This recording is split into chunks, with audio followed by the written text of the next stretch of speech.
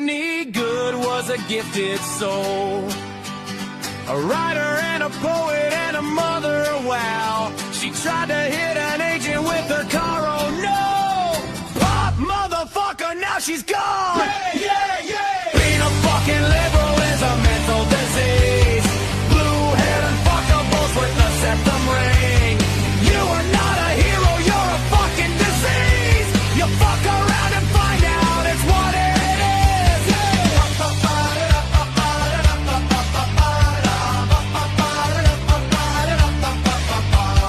Jeffrey Pretty was a Jewish homo. Started talking shit to protect a chomo. He was getting nicked when he pulled a gun. Bam, motherfucker, now you're gone! Yeah, yeah, yeah! Being a fucking liberal is a mental disease.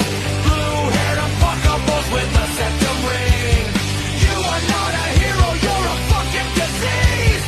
Fuck around and find out what that is.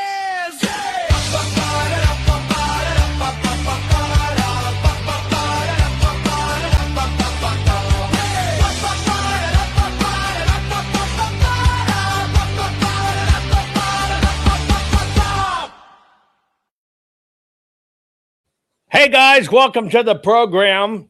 Yeah, I'm calling it casual. Are you cold where you are? You got ice and snow, or you got spring or warmer weather yet? Here's what we're going to do. We're going to go back in time. That's why I'm casual. I don't talk a lot in this one. We're going to go back in time to the 1958 blueprint to destroy America. Because I believe history is the greatest teacher. It's true. It's why they stopped teaching history in school. By the way, today's program is brought to you by the fine folks at Goldco. That's why I partnered with them. I'm asking you to go to jovanlovesgold.com and request your free gold and silver kit today, because now is the time to protect your money with gold and silver. Please, please. You got to do something. I've been telling you for years, and here it is. The digital dollars are coming. There will be an adjustment. I'm worried about it. Governments have done this before. Gold and silver are a perfect hedge that the government, can't just decide, it's not worth $5,000 an ounce or $4,000 an ounce or $3,000 an ounce. It's $80. Just cover yourself, okay? Please. That's all I'm asking of you. And I do have to tell you, I'm exceptionally concerned. Where Supreme Court stuff, mail-in ballots, all that great stuff, people are finally, think about how damn long it's been here. President Trump knows what's up, and he knows what's going on with the mail-in ballots and that stuff. And you saw Sheriff see 650,000 ballots in Riverside, California. It's ballots. It's always been ballots, period. If you need to understand how this war is being fought, and kind of why I'm the most hated man in the room, is the system spent billions to convince you it's the machines. And you know the difference. And you know there is no enforcement in the machines, right? You know there's zero enforcement in the machines. And so you see the system screaming about it, trying to promote, it's the machines, it's the machines, it's the machines, it's the machines. But you see the president and the true enforcement side working on the paper, mail-in ballots, voter rolls. We're making a difference, but it's only because you speak up. I'm still terrified.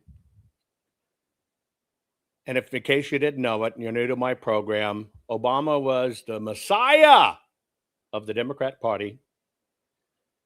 You do remember that back when Obama came in, Hillary was leading. And it was on the floor of the National Convention. On the floor of the National Convention back then for Democrats. When Hillary's going to accept the party nomination, out of nowhere came Barack Obama, and it was it. Most people don't even remember that. It was a hot swap on the floor. Imagine what it took and how much power is behind that to get Hillary to stand down from her long-term goal of being the party's nominee, to stand down way back when, right? In 08, to stand down. How much money had to change hands and how much she had to be afraid of what she heard because nobody got Hillaried and they swapped. It was planned. Obama was, at that time, elected 69 million votes, his second term, which is crap. It wasn't legit, but 65 million votes. Hillary against Trump, 65 million votes. And we got the Biden FU finger, right? 81 supposed million votes, gets back to normalcy with Kamala. But in these 15, 16 months past that election with Trump, well, Trump in now, they've been quietly adding in the voter rolls. The machines haven't been continually running. I just want to let you know, those voting day machines haven't been continually running for 16 months, and that's why it happened. She's now over 75 million votes. Understand. It's the paper that makes the difference, and the system's been yelling and screaming, blah, blah, blah, blah, blah. This is why we have to make sure this information survives. That's how epic, good and evil this battle is for the full forensic archives. We have to make it, folks. It all has to stay outside, pure, uninfluenced. Trump can't swing in and do it. That is not how it happens in laws, in court, because they'll say it's tainted because he did it and it's partisan. You have to understand all the freaking rules. This is up to us, the people. And if we, the people, don't get involved, show our voice, and save this stuff, then we're going to get different stuff. Speaking of different stuff, have you ever been to a marathon?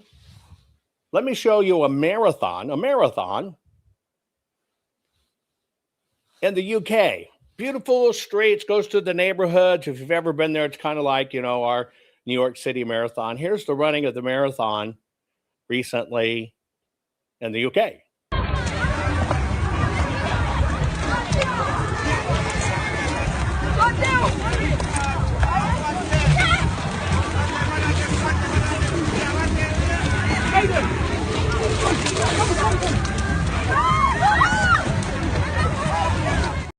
Oh, yeah, I'm sorry. I forgot. That is the marathon. That is the marathon. And people were running and people were gathered on the streets to watch the marathon. What you saw is the water stations for the runners so they can keep them hydrated along this marathon, and all of the poor people coming from other countries that need help. Yeah, they were raiding and stealing the water supplies all along the route, called in their friends. They're robbing the water supplies for the runners.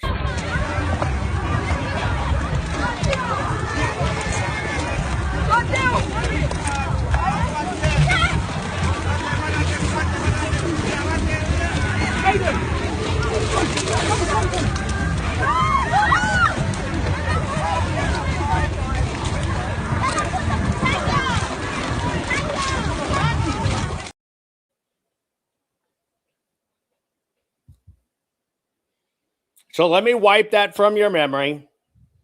Let's go back to that same street, since today's program is going to be historic in nature. Let's go back a couple of streets over to that same place, and let's look at what this looked like. A family dinner in the streets, kids' birthday party, celebration, right, in 1945.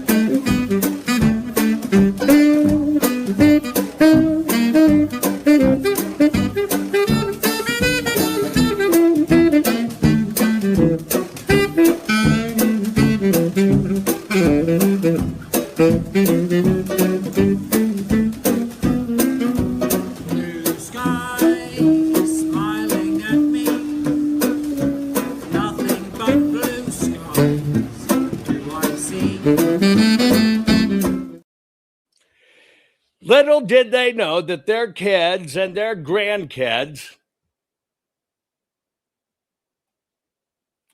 would be so incredibly blessed, enlightened,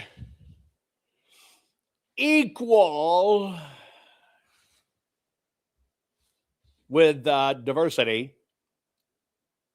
Yeah, clean-cut families. Everybody liked each other. One culture, their culture, right?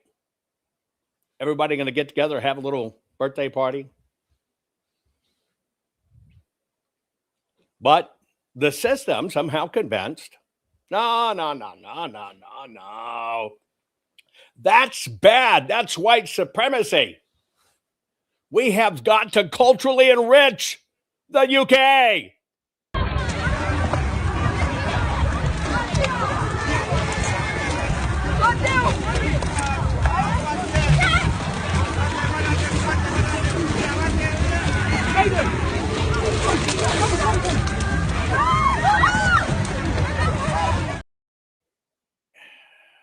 Mere blocks, few decades, etc.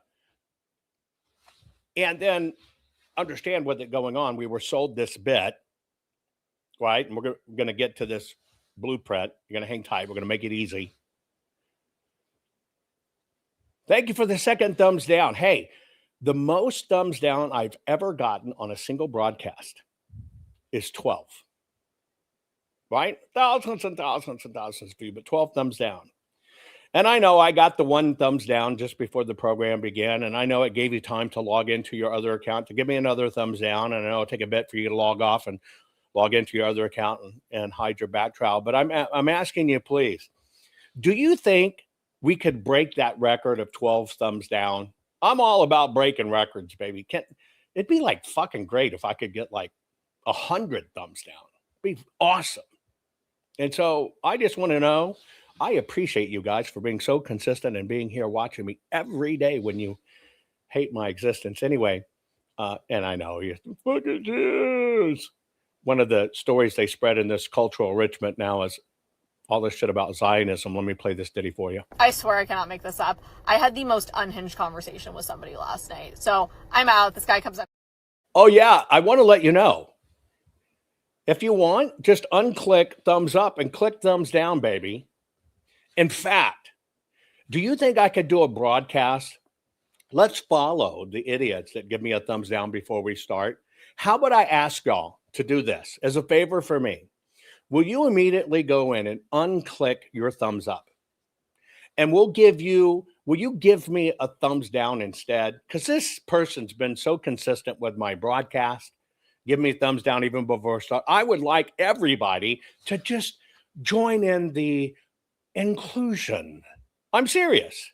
Unfucking do these thumbs up, man. Give me a thumbs down. It's the new fucking trend. Let's go with these guys for the trend. Anyway, here you go. Another one of the rigs going on. I swear I cannot make this up. I had the most unhinged conversation with somebody last. By the way, thank you. People are really doing it. I want you to undo the thumbs up. Watch this. I'm going to undo even that. Fucking A. It's growing. We're at 11. We gotta beat 12. I want a program with nothing but fucking thumbs down. Because I tell you what, I don't want to leave out the idiots that hate me as a Jew, as an educator, and everything else. I want to show solidarity with idiots. And the way we're all going to show solidarity with idiots is I want to earn a program that is nothing but fucking thumbs downs. Let's do it. Anyway, let me show you part of this conspiracy going on that's ruining society. We're going to get to our blueprint. I swear I cannot make this up. I had the most unhinged conversation with somebody last night. So I'm out. This guy comes up. Oh my God. We're at 30 fucking 2 thumbs down. Ah, you guys are the bomb. Let's get it 100% thumbs down. Let's join the guys that always make sure they give me thumbs down, but even before, let's get to 100%. Let's show these people that are sitting in mama's basement, in their dirty whiteys, watching porn, eating Cheetos, and then they look down at their wanker and it's orange and they call mama freaking out thinking they've got some sort of disease. Let's show solidarity with these folks. We're thinking about you. We love you. You're human too, and you have a right to exist. So as homage to the orange wankers of the basement crowd, let's go for 100% thumbs down. Anyway, I won't interrupt again. I swear I cannot make this up. I had the most unhinged conversation with somebody last night. So I'm out. This guy comes up to me. He starts talking. It comes up that my family is originally North African Jewish. And he's like, oh, so are you a Zionist? I'm like, yeah, of course I'm a Zionist. He's like, oh, so you're one of those satanic Jews. And I'm like, what are you talking about? Excuse me? He's like, Zionists, those are the ones who worship Satan. I'm like, you literally have no idea what Zionism is. You need to stop listening to Nick Fuentes, okay? And he's like, yeah, no, the Rothschilds and stuff, they're all the ones who just worship Satan. I'm like, do you know what the definition of Zionism is? And he's like, yeah, that's what it is. And I'm like, no, Zionism is the belief that the Jewish people have a right to their land, Judea, which is now Israel, where they are from, that they have a homeland. That is what Zionism is. And he's like, no. He's arguing with me. I'm like, you're really going to argue with a Jewish person about what Zionism is? I'm like, you clearly have no idea what you're talking about. Anyway, conversation settles down a little bit, and he goes away, comes back up to me, and clearly this guy's intoxicated. I'm not, I don't drink. And he starts mentioning it again. And I'm like, okay, let me just explain to you what exactly Zionism is, and why someone like me is a Zionist, because my family was originally from Algeria and Tunisia. And he's like, I don't want to know. He's like, I don't want to talk about that. I just don't want to know. I'm like, so you don't want to educate yourself, but you're going to go around claiming things and not want to understand what you're talking about? And he's like, yeah, I just don't want to know. I'm sorry. That is some straight up liberal stuff. That is what you see on the college campus videos when people are like, oh, here, let me, what are your thoughts on, voter ID? And then they think they have a gotcha moment with you, and you're like, actually, no, I got you. And then they walk away. That's what I felt like. I was like, I wish I would have filmed this, because it was gold. And I'm like, you just don't want to know. I'm like, stop listening to freaking Nick Fuentes. Stop listening to Candace Owens. Educate yourself. Take 2 seconds of your life to educate yourself. It takes no time to do a little bit of research. And then maybe you won't walk around like a drunken idiot claiming that all Jewish people are satanic, devil worshippers. I'm sorry, but I swear the woke right is just as dumb as the woke left.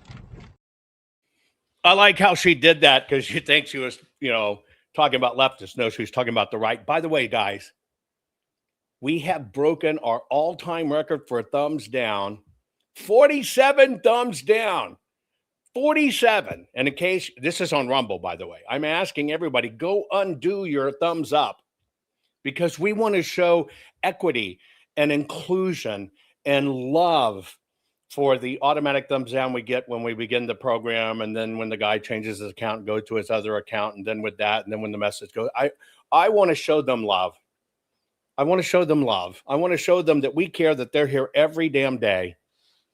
And so in solidarity for all of those suffering in Mama's basement, please go to Rumble, give my program, thumbs down.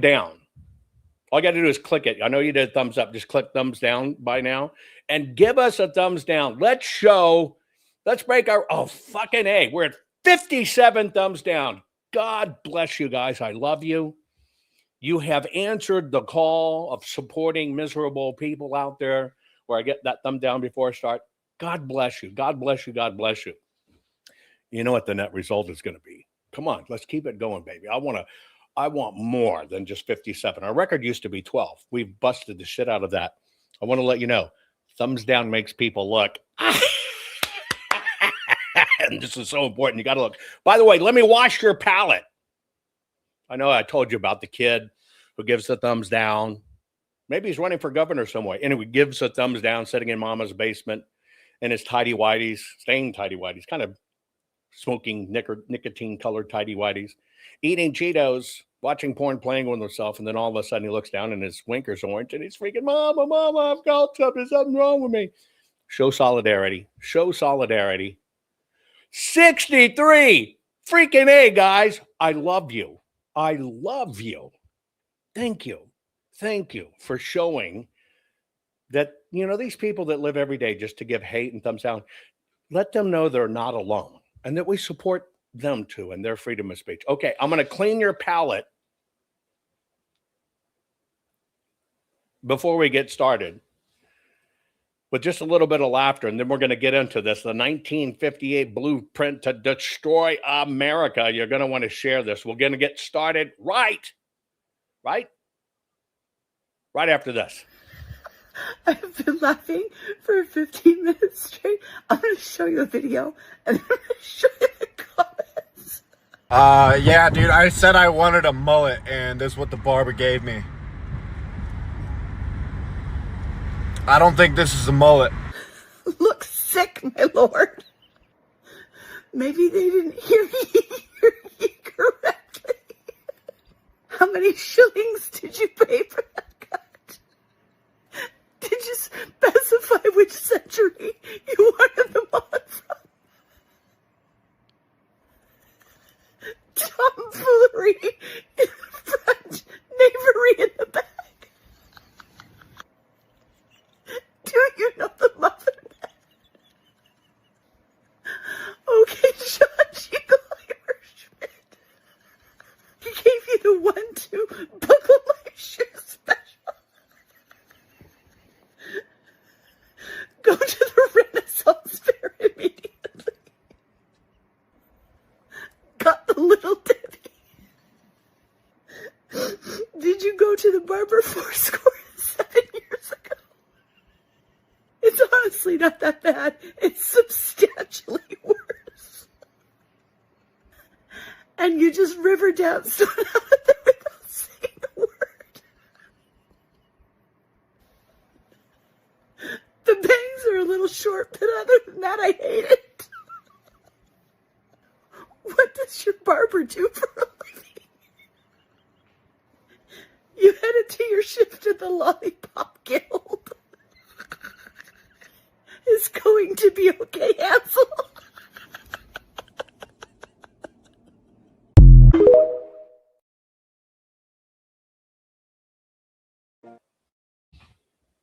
Not fixing 2020 will damn our nation forever. The historic Maricopa County full forensic audit effort processed 20,895,610 digital and forensic images of varying formats, resulted in 208 million individual evidence-proof files. The system processed over 58 billion forensic measurements, resulting in over 2 trillion individual base computations. No hopium, no hype, just hardcore forensic evidence. Please make sure the Maricopa County Full Forensic Audit Archives survive. Donate now. Warning. The following program has been rated Dilligaf and is intended for open-minded audiences. If the truth offends you, or if you are allergic to focused intensity, intellectual athleticism, or the occasional F-bomb or even irreverent humor, please switch off now. If your delicate sensibilities need to be worried about or addressed, might we recommend the Underwater Basket Weaving channel to you. Otherwise, sit back, enjoy the wisdom, insight, and wicked sense of humor. Cut the crap. How many times a day do you want to say that to politicians, the elite, the loony liberals, the fake news media, and the gender-confused, emotional socialist snowflake crowd? Cut the crap is your secret weapon for fighting for our freedoms and our great republic. It all begins with a massive mental enema, freeing you from the toxic news and politically correct views, which constipate your consciousness with stinking thinking. Your host, Jovan Hutton Pulitzer. He's known for calling out politicians and telling them to cut the crap. You've seen him on virtually every television network and listened to him on Coast to Coast Radio. And now he's here to help you learn to fight for America. Culture, race, and American politics. They all have one thing in common. They all need to cut the crap. Now, here's your host, Jovan Hutton Pulitzer.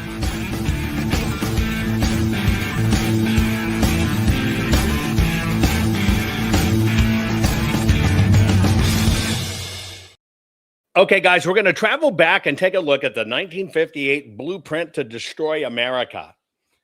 We are at 73 thumbs down. Yes, I'm asking in a special request, go undo your thumbs up and give me a thumbs down. I hear you. People are saying I've never given a thumbs down before. You know what? Outside of what I just did for myself too, I haven't either. I haven't either. And I kind of think it's a leftist thing. I hate you. I hate. So they get, and they want to scream hate so bad. They want to give thumbs down. That's why we did this, because I get them even before I start. But like most of you, I've never given something a thumbs down. Period. If I didn't like it, you know what I did? I didn't engage with it. I just freaking went somewhere else and found something else.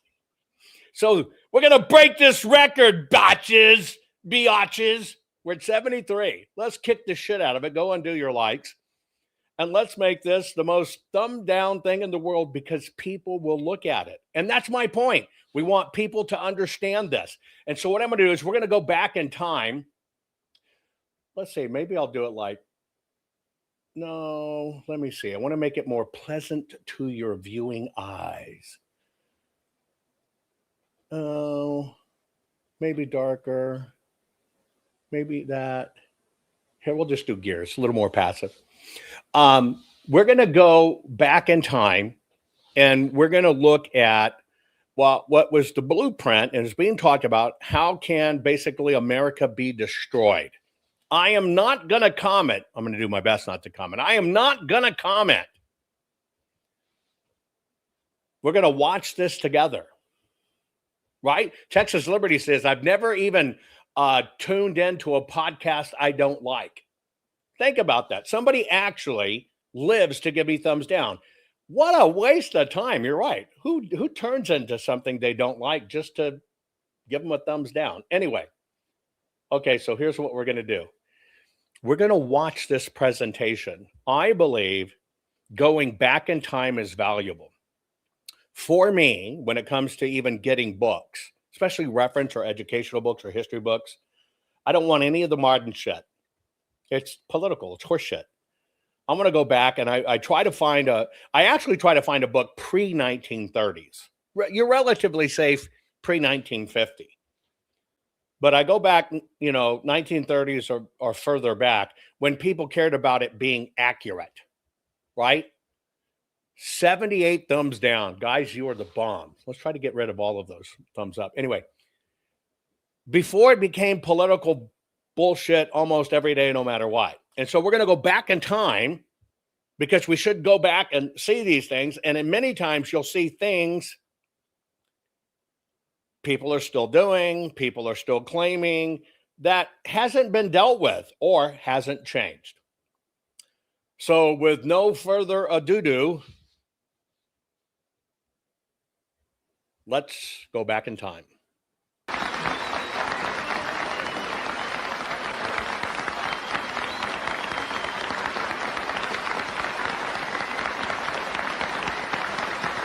By the way, you can comment. I'll put your comments on the screen. And now, ladies and gentlemen, we come to the real substance of this evening's program. Mr. Welsh is going to deliver a speech in two parts. The first part of that speech is a condensation of the Blue Book entitled 15 Years Ago, exactly as it was delivered at the 15th birthday dinner of the John Birch Society in New York on December 7, 1973. Then the second and shorter part of Mr. Welsh's total speech is entitled, "And 15 Years Ahead." It will round out the total presentation, which he has epitomized under the heading, "In One Generation." To give you the proper setting for this dramatic offering, we are going to call on Mr. William J. Grady, who for a great many years was president and then chairman of the board of Grady Foundries, a highly successful business with 8 plants today, which he established over 50 years ago. At one time, he was also both president and then chairman of the J.I. Case Company, which is one of our country's very sizable corporate industries. Mr. Grady is a former president and then chairman of the board of the National Association of Manufacturers, and a former president of the National Council of YMCAs of the United States. But today, being as near to total retirement from business responsibilities as a man of his dynamic character can become, Mr. Grady is, and for many years has been, chairman of the executive committee of the John Birch Society. What's more, Mr. Grady was himself present at the founding meeting of the Society in Indianapolis on December 8 and 9 of 1958. We are also pleased to have some others from that founding meeting at our head tables here tonight. We have asked Mr. Grady to set the stage for the first part of Mr. Welsh's speech. So it is my great pleasure to present to you a truly wonderful American, Mr. William J. Grady.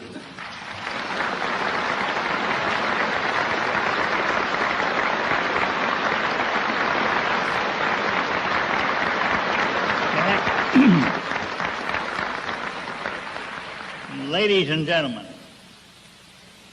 having known and admired my friend Bob for more than 10 years before the founding of the John Birch Society, this is an opportunity, and I might say a temptation, to use more time than is allotted to me to introduce this really good friend and great patriot.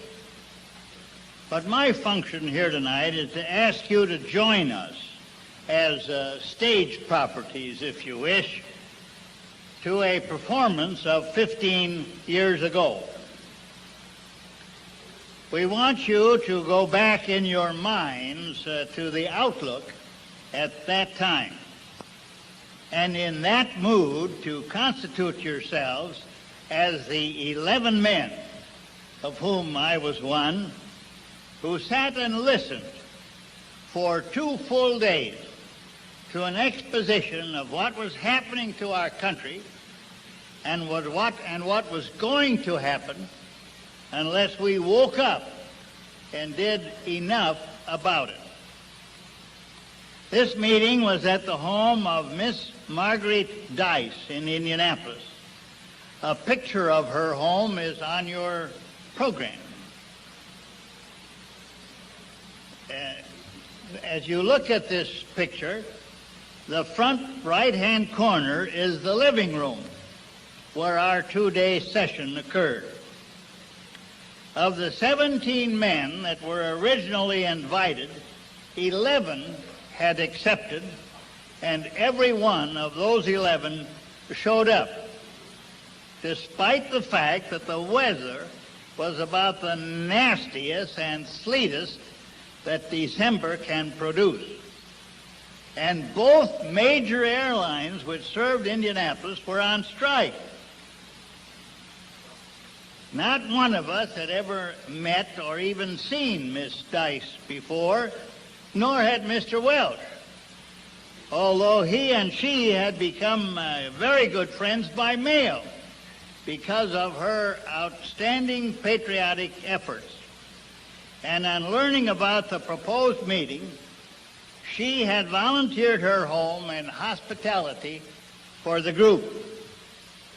Incidentally, Miss Dice, with her very friendly servants taking care of the coffee breaks and luncheons and other needs of hospitality, and with her own chair drawn up out of sight of the group in the corridor just around the corner from the door of her living room, had listened to most of the whole two-day discussion without any of us being aware of it.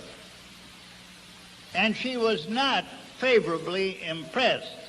As she told Mr. Welch on taking him to his plane Wednesday morning, she did not think that anybody would ever stand still for the thoroughness with which we intended to examine every problem. Within 2 or 3 years, however, she had completely changed her mind and had become an ardent life member of the society for the rest of her days. Mr. Welch had arrived on Sunday, so by Monday morning he and Miss Dice had borrowed from the local church a full-sized podium and had set it up in one corner of her living room. They'd also arranged all of the chairs and sofas for exactly where each of us was to sit. At 9:45 that Monday morning, therefore, when everybody had arrived, despite the weather, and had been duly seated, the meeting got underway. Or, as your editor puts it, a trembling boy, 58 years old, having screwed up his courage to the requirements of this ordeal, went to the podium and installed himself immovably from behind it for 2 days. This is the nearest, Bob says, that he ever came to being a preacher of the gospel, although he had taught Bible classes in college for over 40 years before. In any event, he was still wondering what would be the reaction of these extremely busy men to what they were going to hear, after having committed themselves to 2 full days plus travel time to come and hear it.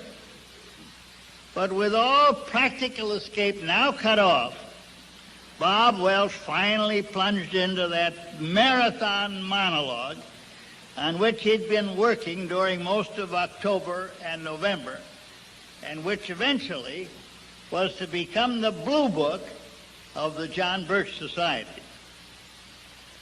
You are going to hear that monologue tonight, compressed into about 1/10 of its former volume, but this condensation has been accomplished by a very careful selection and pulling together of phrases and sentences from the original text, so as to carry the main thread of thought from the beginning to the end. Now, naturally, a great deal of the documentation, background, and explanation with regard to many of the points will have to be omitted. The fact that there have been such omissions will be indicated by Bob by an occasional aside during the first 2 or 3 minutes of his speech.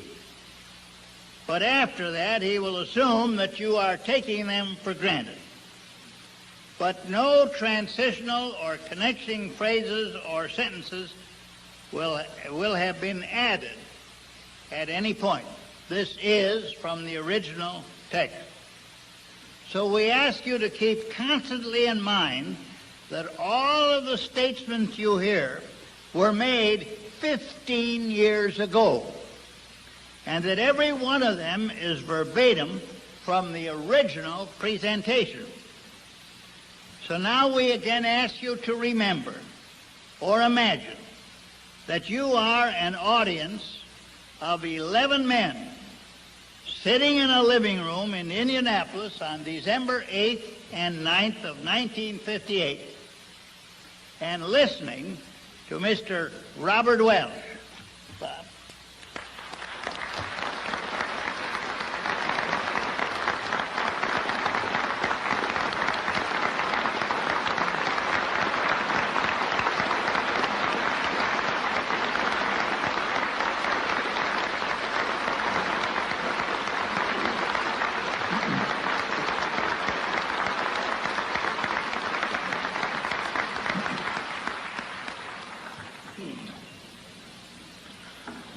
Gentlemen, let me welcome you to Indianapolis.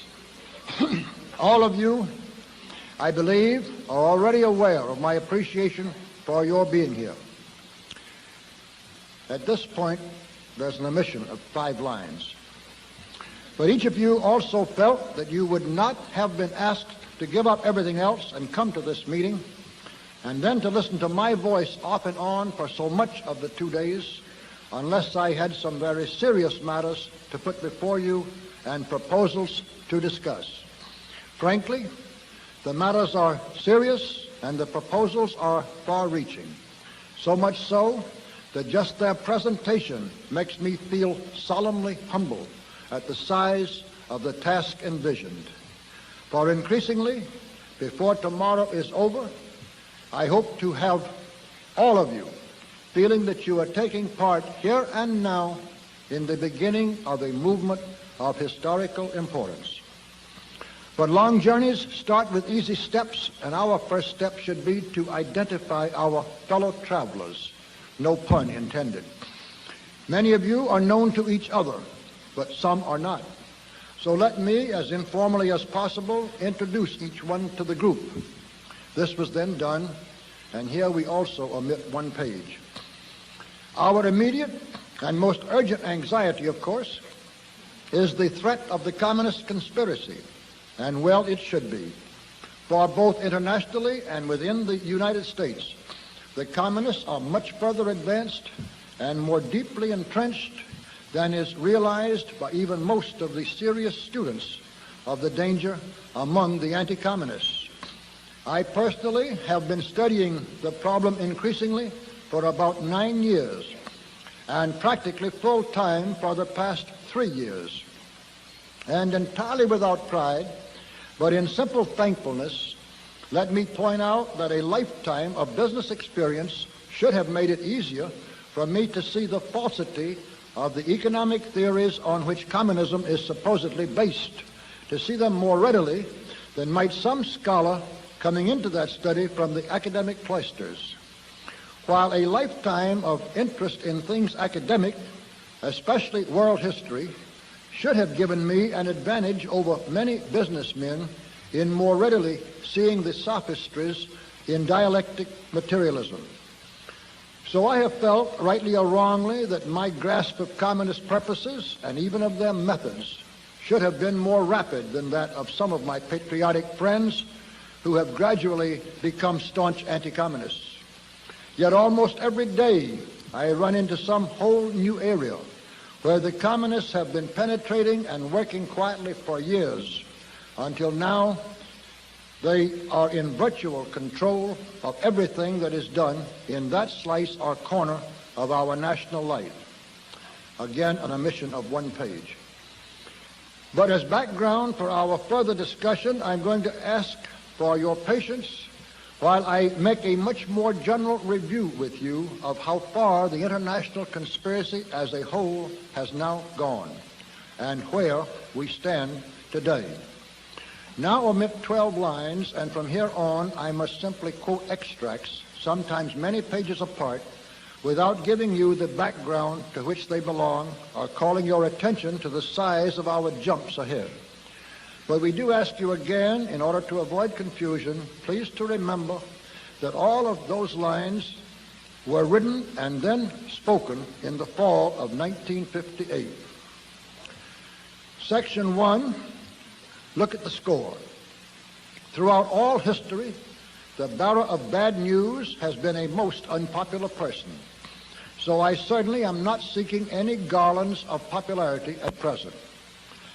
For the truth I bring you is simple, incontrovertible, and deadly.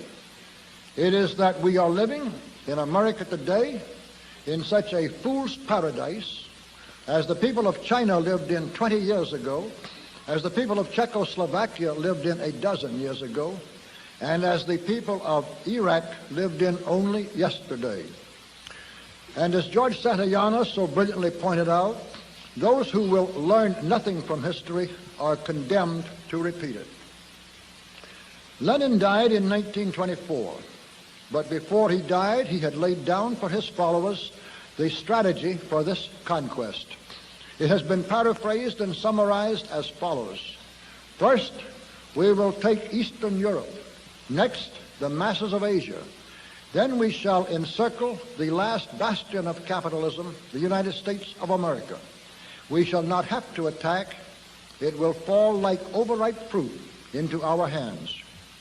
To make doubly clear what he meant and how firmly he meant it with regard to taking Asia ahead of Western Europe, and then using Asia as a stepping stone and base from which to conquer Western Europe and the rest of the world, the strategy was also stated that for the communists, the road to Paris led through Peking and Calcutta.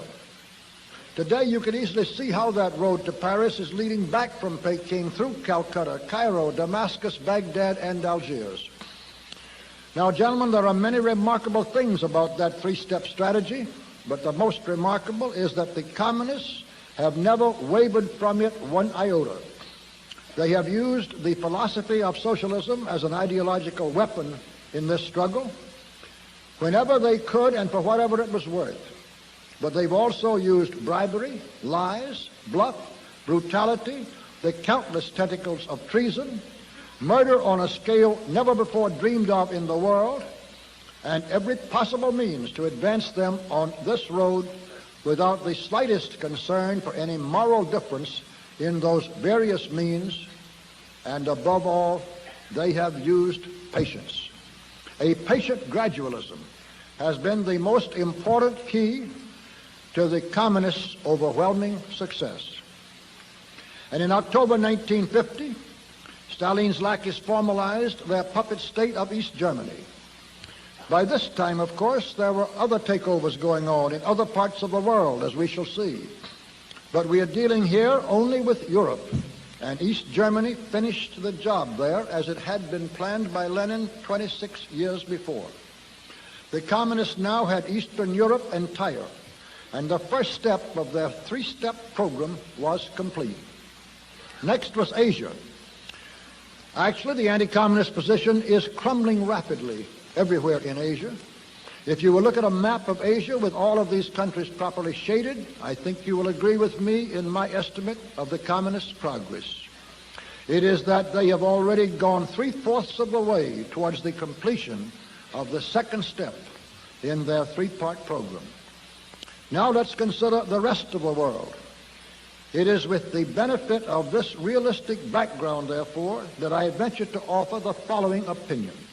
It is that the communists, through long and careful and insidious preparation, have already gone at least 1/4 of the way towards the accomplishment of their third and final step, which is taking over this country. And with it, of course, the rest of the world. Now, 1 + 3/4 + 1/4 adds up to 2 out of that total of 3. And not to believe that the communists are already 2/3 of the way towards carrying out their total program, or that they are not now moving at an accelerated pace and with increased momentum to finish the job, is to close your eyes to the plain facts, as surely as did the good people of Czechoslovakia in 1948, and with the same, ultimately, fatal results. Now, please note, gentlemen, that the communists have never made any of this immense progress by the direct use of force. They have beguiled Chinese into fighting Chinese, Koreans into fighting Koreans, Vietnamese into fighting the French and each other, the Israelis, British, and French into fighting Egyptians, the Algerians into fighting the French. They have even maneuvered Americans into fighting Chinese communists in Korea with the Americans' hands tied behind their backs. But not one Russian regiment has ever taken part in any of this imperialistic advance, except for the suppression of rebellion in already conquered territory, as in Hungary. There are 3 possible methods by which the communists might take us over. One would be by a peaceful coup d'etat, as in Czechoslovakia in 1948. The second method would be by fomenting civil war in this country and aiding the communist side with military might. But there is a third method, which they are clearly relying on most heavily, and this is taking us over by a process so gradual and insidious that communist rule is slipped over so far on the American people before they ever realize it is happening. The process in that direction is going on right now, gradually but surely, and with ever-increasing spread and speed. A part of that plan, of course, is to induce the gradual surrender of American sovereignty, piece by piece and step by step, to various international organizations, of which the United Nations is the outstanding but far from the only example. But another part is the conversion of the United States into a socialist nation, quite similar to Russia itself in its economy and political outlook, before police state enforcement is ever introduced. The best way to explain the aim here is simply to quote the directive under which some of the very largest American foundations have been secretly but visibly working for years. This directive is so to change the economic and political structure of the United States that it can be comfortably merged with Soviet Russia. Now, here are the communist aims for the United States. 1. Greatly expanded government spending for every conceivable means of getting rid of ever larger sums of American money as wastefully as possible. 2, higher and then much higher taxes. 3, an increasingly unbalanced budget despite the higher taxes. 4, wild inflation of our currency. 5, government controls of prices, wages, and materials, supposedly to combat inflation. 6, greatly increased socialistic controls over every operation of our economy and every activity of our daily lives. This is to be accompanied naturally and automatically by a correspondingly huge increase in the size of our bureaucracy and in both the cost and reach of our domestic government. 7, far more centralization of power in Washington and the practical elimination of our state lines. There is a many-faceted drive at work to have our state lines eventually mean no more within the nation than our county lines do now within the states. Hey, by the way, if you just joined the program, you'll see all the thumbs down. That's not meaning, oh, we want to be communist. I get a thumbs down before every program starts every day. And so to show solidarity to the haters who are always going to hate, I've asked everybody to undo their thumbs up and help the little lonely thumbs downers that have their mission to be in the program every day, help them do it. So in the past, the most we've ever had was like 12 thumbs down.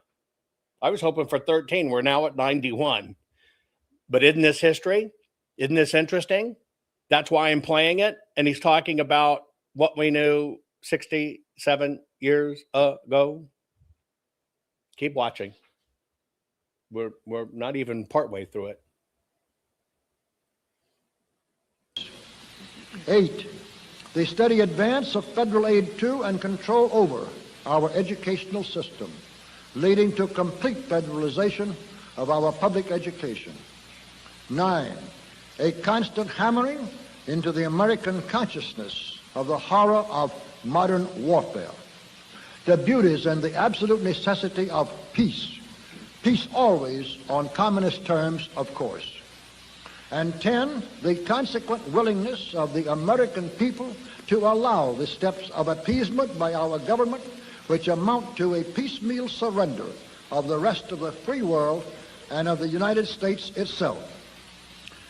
In summary, gentlemen, we are losing, rapidly losing, a Cold War in which our freedom, our country, and our very existence are at stake. And while we don't seem to know we are losing this war, you can be sure the communists do. There is just one thing, only one thing in the whole world which the communists fear today. It is that despite their tremendous influence in our government and over all of our means of mass communication, the American people will wake up too soon to what has really been happening and what is now happening right under their very noses. The only thing which can possibly stop the communists is for the American people to learn the truth in time. One matter on which most Americans need to become better informed is what being subjugated by the communists or arriving at an accommodation with communism, as they want it called, would really mean. For their cruelty and terrorism is almost beyond imagination. And the domination of our press, television, and radio by communist influences is now so great that you simply are not allowed to learn or to be reminded of the real nature of the beasts to whom we are losing. General Mark Clark, for instance, officially reported from Korea, quote, "We obtained solid evidence that the communists slaughtered 11,622 members of my command while they were defenseless prisoners of war. These men were tied to their fellow prisoners and transported to previously selected sites. They were dumped alive into trenches dug for the purpose and summarily shot. About 5,000 of those boys were from your hometowns and mine. But how many of you ever saw that report in your headlines or anywhere else?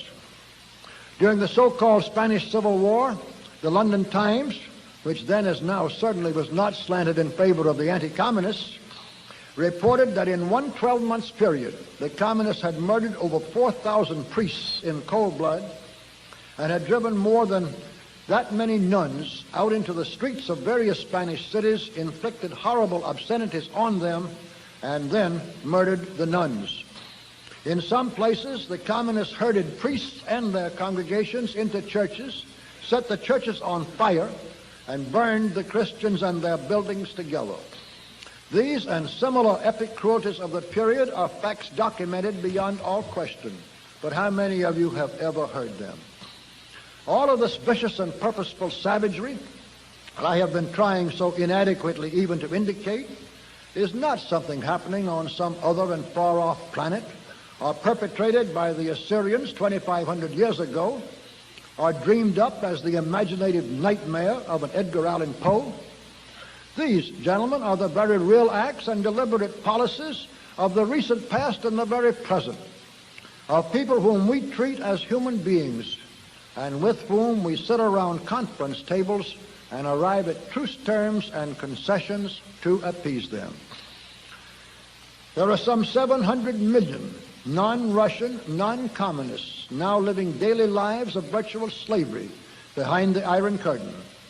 Some 40 million of them in the actual slave labor camps of Russia and Red China, who only a dozen years ago, or much less, enjoyed practically the same personal freedoms as do you and I today. These people now say to each other, but above all to themselves, if I'd only known, if I'd only believed, there is no amount of work and sacrifice and suffering I would not have given if I'd only realized the necessity, the danger in time. Now it is too late, and any amount of struggle and of sacrifice, even of life itself, is all in vain. Unquote. The number of people subject to these cruelties is now increasing by tens of millions every year, and we are directly in the path of the conqueror. Are we really so hopelessly blind, so stupefied by prosperity on one side and the insidious propaganda on the other, that we cannot even see the wolves devouring the carcasses of our brothers or drawing ever nearer to ourselves? Are we going to let our country and our whole civilization go under and new dark ages of serfdom be ushered in while we happily play at our little games? May God forbid. But may we speedily become more worthy that he should. Section 2. But let's look deeper. Now, if the danger from the communist conspiracy were all we had to worry about, it would be enough. But in my opinion, the first great basic weakness of the United States, and hence its susceptibility to the disease of collectivism, is simply the age of the Western European civilization. Some of you will already have recognized, in fact, that I am drawing a corollary to the conclusions usually connected with the name of Oswald Spengler. Spengler's theory is absolutely fatal to the acceptance of socialism or any form of collectivism as a forward step or as a form of progress in man's sociological arrangements. For in Spengler's view, collectivism is a disease of society, concomitant with decay and remarkably similar to cancer in the individual. The Roman Empire of the West, for instance, started dying from the cancer of collectivism from the time Diocletian imposed on it his New Deal. And it is perfectly evident, right in the cases of the various civilizations that we know most about, that both the Greek and the Roman civilizations did perish of the cancer of collectivism, and that the civilization of Western Europe is doing so today. It was Western Europe which made the last half of the 19th century the period of the highest level to which man has yet climbed in his struggle to reach an enlightened and humane life. But, as so often happens for the individual, by the time Western Europe had the knowledge, the wealth, and the ability to get the most out of life, it was ready to die. The truth is that by a cycle which seems inevitable, whether it is a biological reality or only an analogy, Western Europe was worn out. And under those circumstances, the degenerative disease of collectivism, the cancer of social organizations, began its peripheral infiltration. The American civilization was every bit as much of an entirely new and different civilization from the old and ancestral one of Western Europe as was Rome, a new civilization distinct from Greece. And this American civilization at the turn of the present century was only 300 years old. It had the strength and vigor and promise of a healthy young man in his late teens. There was no reason on earth for any such organism to be attacked by and then start succumbing to the cancerous disease of collectivism at that stage of its young manhood with its whole lifespan of accomplishment before it. But we have the cancerous disease of collectivism firmly implanted now nevertheless. We have people feeling that nothing should be done by them, but everything for them by the government. Its disastrous ravages are quite far advanced. And we have it basically because of too long and too close an association with a parent that was dying of the disease, that was old enough and weakened enough for the virus to be rampantly active throughout this parent's whole environment. When Woodrow Wilson, cajoled and guided even then by the collectivists of Europe, took us into the First World War while solemnly swearing that he would never do so, he did much more than end America's great period of happy and wholesome independence of Europe. He put his healthy young country in the same house and for a while the same bed with this parent who was already yielding to the collectivist cancer. We never got out of that house again. We were once more put back even in the same bed by Franklin D. Roosevelt, also while lying in his teeth about his intentions. And we have never been able to get out of that bed since. Push the communists back. Get out of the bed of a Europe that is dying with this cancer of collectivism and breathe our own healthy air of opportunity, enterprise, and freedom. Then the cancer we already have, even though it is of...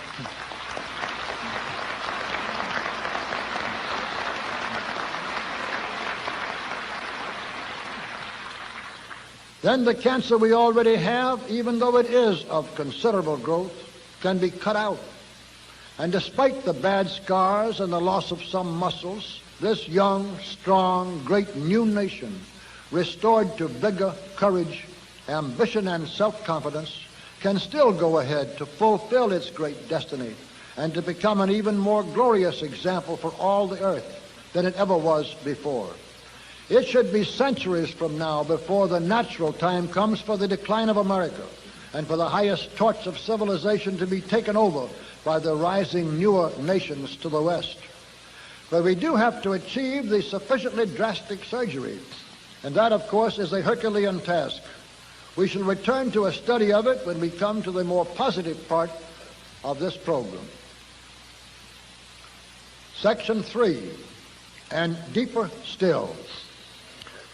Now, gentlemen, in looking thoroughly and realistically at the danger to everything we have inherited, spiritual as well as material, and at the cause of that danger, we come to the second of the fundamental reasons for deep and basic anxiety.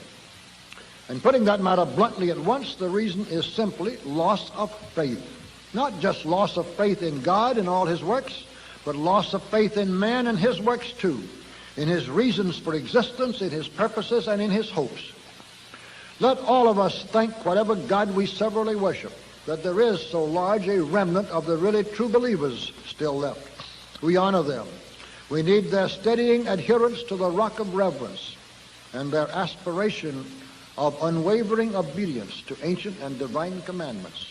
We desperately need their unshakable confidence in absolutes, in eternal principles and truths, in a world of increasing relativity and transitoriness in all things. We admire them. In fact, as will become more clear tomorrow, the young man I admire most of all of those America has produced was a fundamentalist Baptist missionary named John Birch. But we must not let our admiration for, dependence on, and feeling of spiritual kinship with the fundamentalists blind us to the visible fact that their number grows smaller every year. Among the people literate enough and ambitious enough to be activists in Europe and America, those who are honestly true believers in a faith which most of them still profess is an ever smaller minority. What is far worse, fully 1/3 of the services in at least the Protestant churches of America are helping that trend. Some ministers have converted Christianity into a so-called social gospel, which becomes in fact indistinguishable from advocacy of the welfare state by socialist politicians. And some actually use their pulpits to preach outright communism, often in very thin disguise, if any, while having the hypocrisy as atheists to thank God in public for their progressive apostasy. We must not only know the truth, but face the truth if it is to set us free or to keep us so. Except for the diminishing number of fundamentalists of all religions, all faith has been replaced or is rapidly being replaced by a pragmatic opportunism with hedonistic aims. And what a fall that is for a race which can boast of once having listened to a St. Augustine, a St. Francis of Assisi, a John Milton, or an Alfred Tennyson. In Western Europe and America today, we are living in a spiritual vacuum, exactly as were the Romans after they had lost any real faith in their pagan gods and before the rise of Christianity. The most terrible result of this collapse of the rock of faith on which our morality was built is the rise of the amoral man, of which the usual communist himself is the most illustrative example. For the chief point of this whole present section of our discussion runs parallel to the main point in connection with the extent to which the cancer of collectivism has weakened and endangered us. Besides the short-term job of eliminating the communist danger, we have the equally important longer-range job of ending this mass psychological flight towards amorality and of restoring convincing reasons for men once again to strive to live up to moral and humanitarian ideals. Otherwise, there is no chance of saving our Christian-style civilization.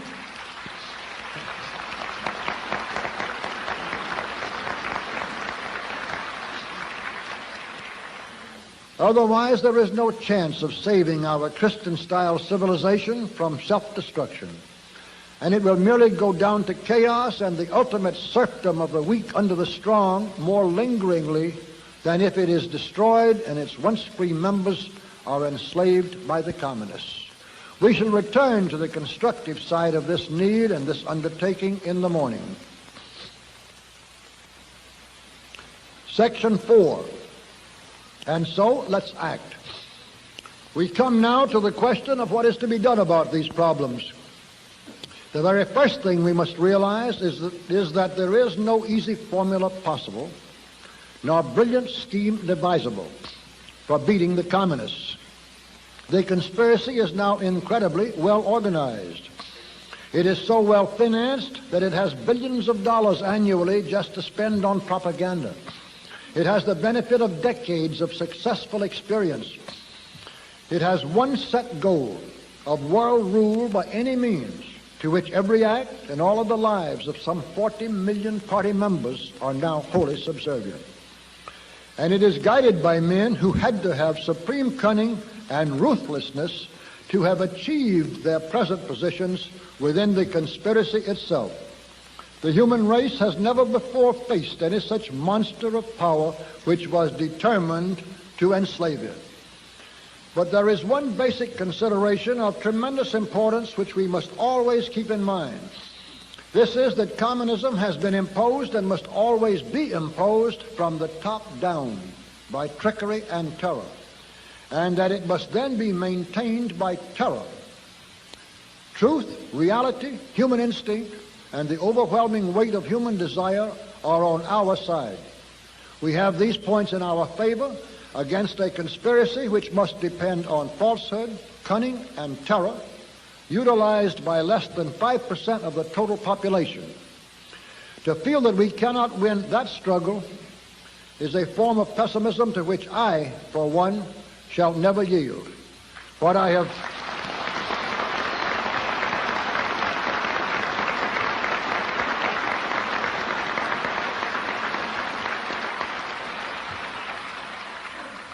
have chiefly intended this brief introduction to lead to, therefore, is the realization that every effort we undertake, every battle we fight, even if we lose it, and every sacrifice we make is cumulative.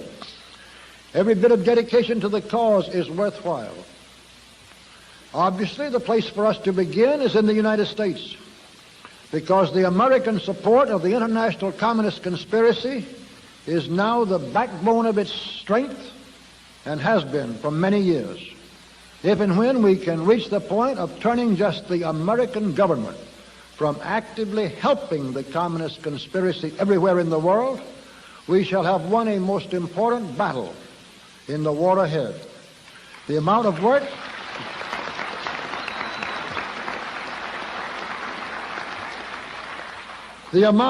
required to do that in the face of the way the cards have been so painstakingly stacked against us is something to contemplate. And yet there is nothing but work and more work, thinking and more thinking, dedication and more dedication, which will do the job. So now let's look at the job itself.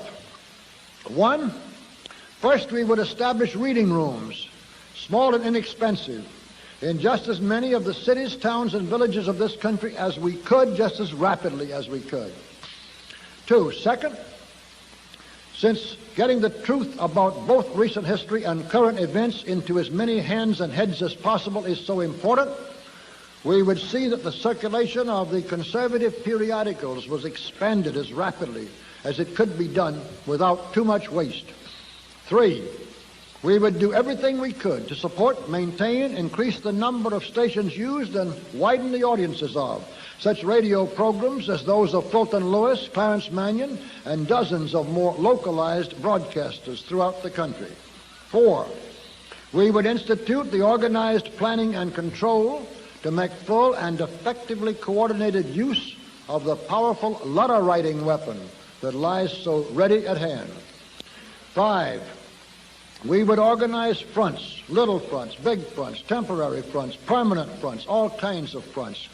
Six, another thing we should do, and one badly needed, would be to start shocking the American people, or an increasing percentage of the more literate and more intelligent, who have not yet been completely brainwashed, into a realization of what is happening, into a dawning realization of how far and how completely communists and communist influence have crept right into their communities, into institutions and activities where the general public does not have the slightest suspicion of such infiltration. The best way to do this is by exposure, which is why the communists just had to get rid of McCarthy and went to such extreme lengths to do so. 7, there are now dozens of slimy characters at loose in our midst, whom I'll call to your attention by describing one who is more or less typical. His usual name is Gordon Hall, though he also uses and has used many aliases, and we could silence him and those like him with comparative ease. 8, we would line up a large list of speakers ourselves all over the country.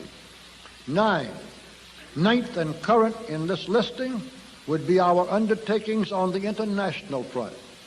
For many reasons, we would start extending our body into other countries as soon as there were energy and resources which could properly be spared for that purpose.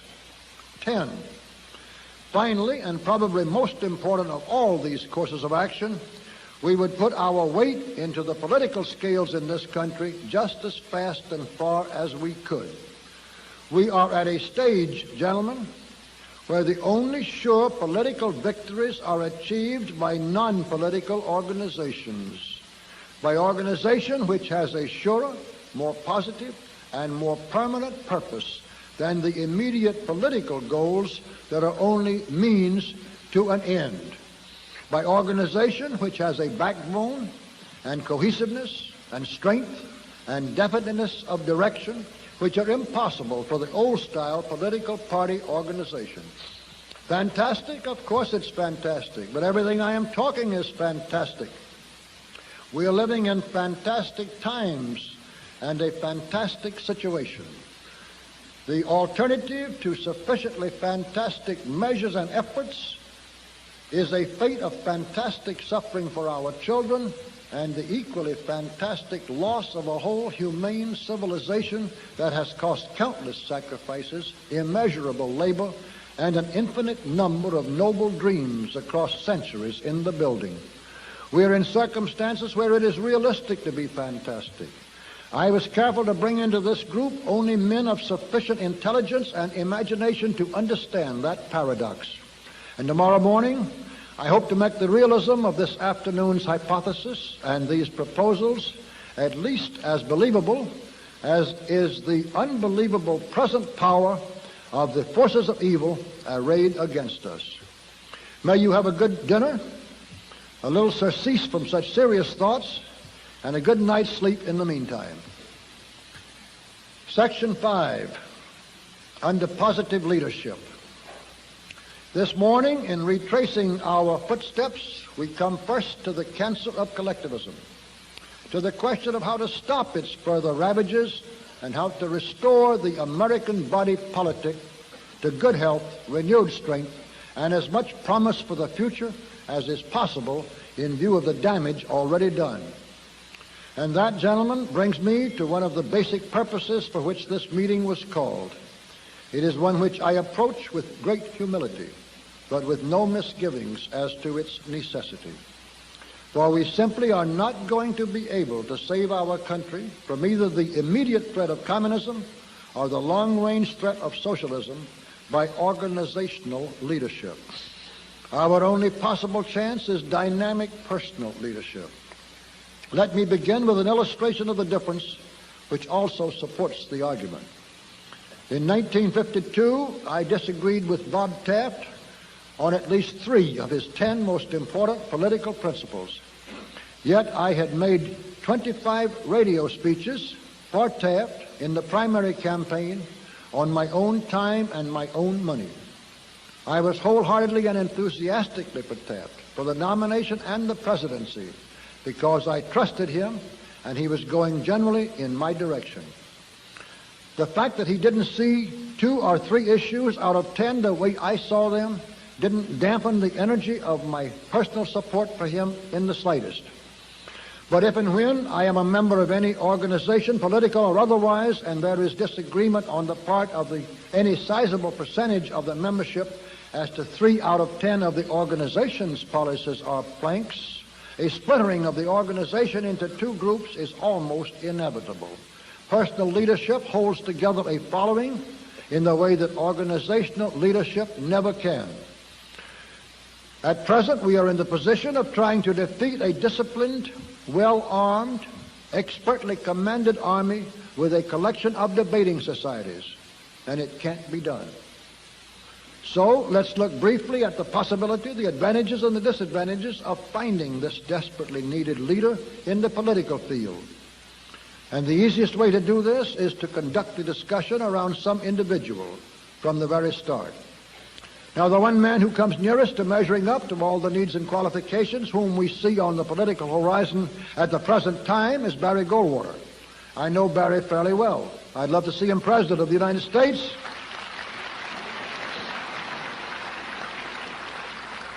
I'd love to see him President of the United States, and maybe someday we shall. But does anybody in this room think there is any slightest chance of Barry Goldwater supplying the dynamic overall leadership needed to save this country for anybody to be president of? If so, I think he is still not fully aware of the nature and totality of the forces at work. For Goldwater, by the very circumstances of his political success, present prestige, and the expectations of his supporters, will inevitably think and move in terms of political warfare. Even if he personally should reach the point and the understanding of wanting to consider political action as just a part, no matter how important, of much broader overall action, how much chance do you think there is that his friends and supporters would let him step out of the strictly political role in which he has been so successful? How much chance is there that they would let him build and utilize forceful leadership on all of the other fronts where we must fight the communists? How many of the steps which we discussed yesterday afternoon, and which I am sure must be taken if we are to have any chance at all, do you think you could count on Barry Goldwater's leadership to bring about, no matter how? Is this not amazing? And by the way, do not get alarmed at the thumbs down. I asked for thumbs down. I asked.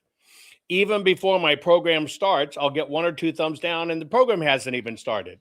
And so I don't want to leave anybody out. And so I asked everybody to embrace the people that are always negative, hating on me for whatever reason. And everybody today, give me a thumbs down. Well, our highest used to be 12. Now we're at 103. I want to see them all thumbs down.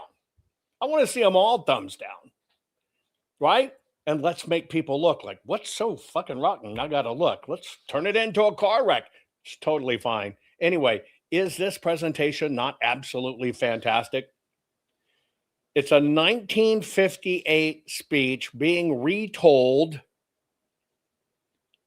in 1974. And they're reading part of it. And this was a meeting. Everybody knew this was coming. I've done programs on this before. Everybody knew this was coming, but nothing was done. This is the plan being read to you that we knew 67 years ago. Wait, would it be 67?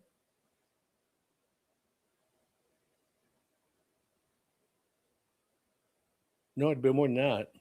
It'd be 69 years ago. Still a lot more. Hang on to every word. This is the truth of what we've been under. And yes, if he gave me on Rumble, whatever, if he gave me on Rumble, or go to Rumble because that's where I'm tracking it, right? And most of you are saying it's the first thumbs down I ever gave anybody. I'm in the same boat. I gave myself a thumb down, other people saying it. Conservatives don't go around giving thumbs down. You know what we do?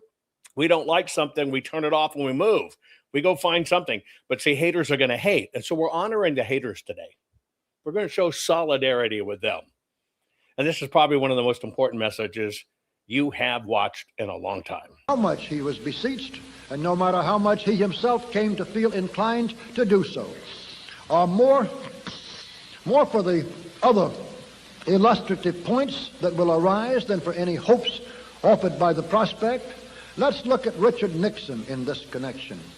He's an extremely smart man. He is one of the ablest, shrewdest, most disingenuous, and slipperiest politicians that ever showed up on the American scene.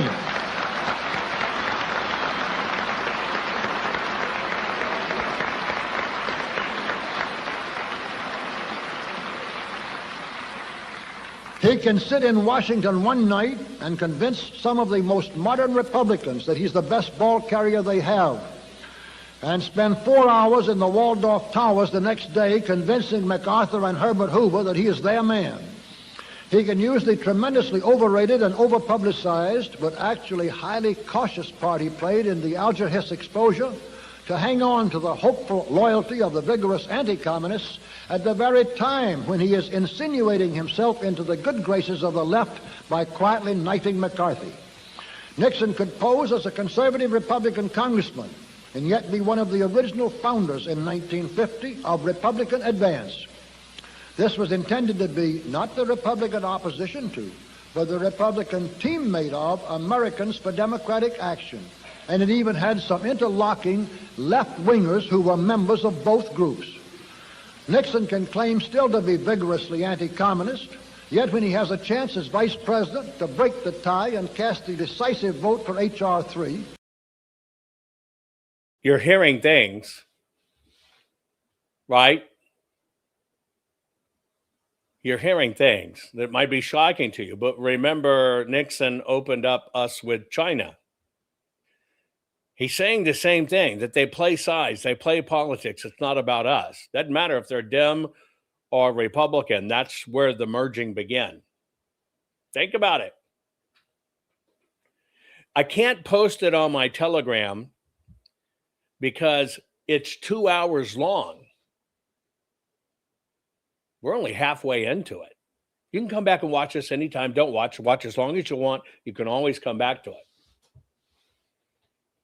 Right? 117 thumbs down. Let's keep on going. Jackpot. Here we go. To reestablish some chance of prosecution of subversives actually advocating violent overthrow of our government, what happens? He moves heaven and earth to have Wallace Bennett found and pressured into voting against H.R. 3, defeating the measure so that the vice president will not have to vote.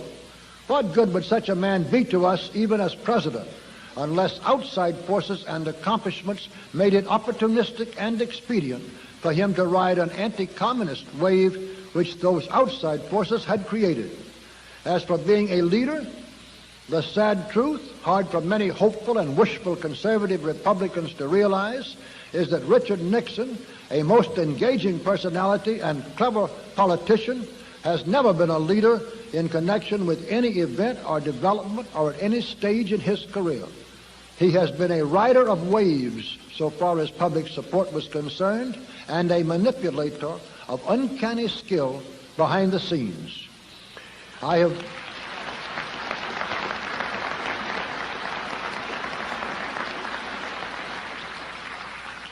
have made these remarks here in this really inner circle group in order to emphasize the wisdom of the old advice, put not your faith in politicians. I am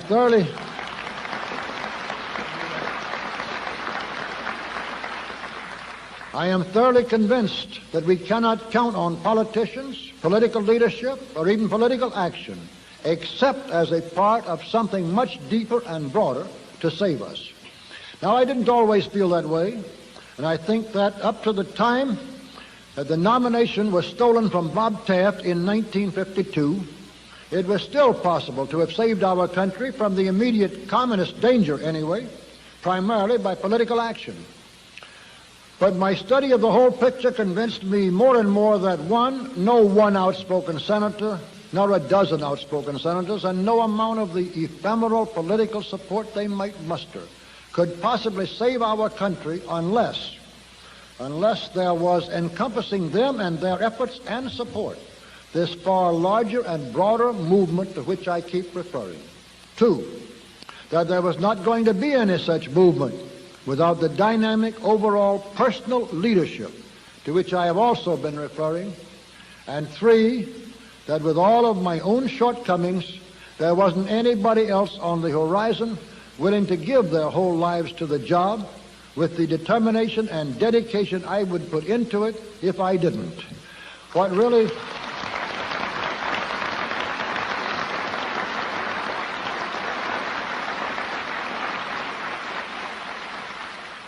really moved me to cross this Rubicon, however, the consideration which more than any other gradually brought me the necessary measure of courage and determination for so staggering an undertaking, was another result of many years of study of not only the present but the past. This is the conviction that even warding off communist slavery and reversing the socialist trend is only half the battle. We can never win even that half unless both leadership and following have a positive dream, which is more important as a hope than the negative nightmare is as a fear. Unless the promise of what we can build supplies more motivation than the terror of what we must destroy. And unless this faith in the future is based on a deeper faith in eternal truths. The nature of these truths and the tenets of this faith, which I hope and believe every man in this room can accept and approve, I shall come to later this morning. What I'm trying to do here as an introduction to and part of our thinking about how to rid America of the collectivist cancer is simply this. I want to convince you, as I am convinced, that only dynamic personal leadership offers any chance for us to save either our material or our spiritual inheritance. I want to convince you, as I am convinced, that even under such leadership, we have no chance unless the specific battles are fought as part of a larger and more lasting movement to restore once again an upward reach to the heart of man. And I have wished to make clear what you are bound to be assuming already, that with whatever I have in me of faith, dedication, and energy, I intend to offer that leadership to all who are willing to help me. Section 6, to restore responsibility. With that much explanation as background, let's see what basic principle we can establish and what specific objective we can define with regard to the particular battle against collectivism. And it seems to me, gentlemen, that the whole essence of our purpose can be summarized in just 5 words. Less government and more responsibility.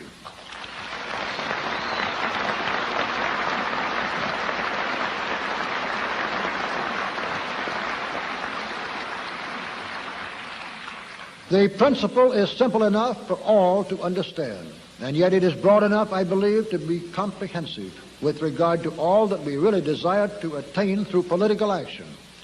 We must try to make it a convincing political standard and an accepted goal. What we must start asking our fellow citizens everywhere to consider is this. On the basis of all known past human experience, are there any general conclusions with regard to the organization of society which can be set forth with confidence?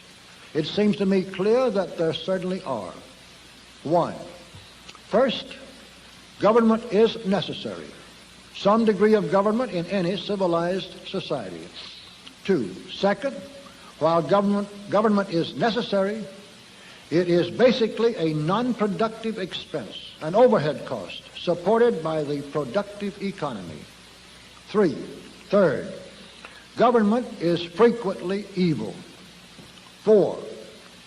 Fourth, government is always and inevitably an enemy of individual freedom. 5. Whatever must be done by government will always cost more than if it could be done by individuals or smaller groups. 6.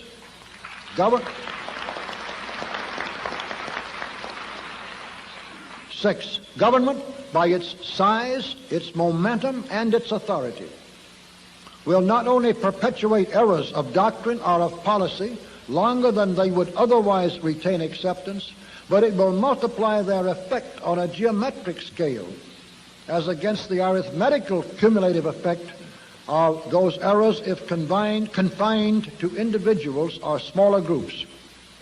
7.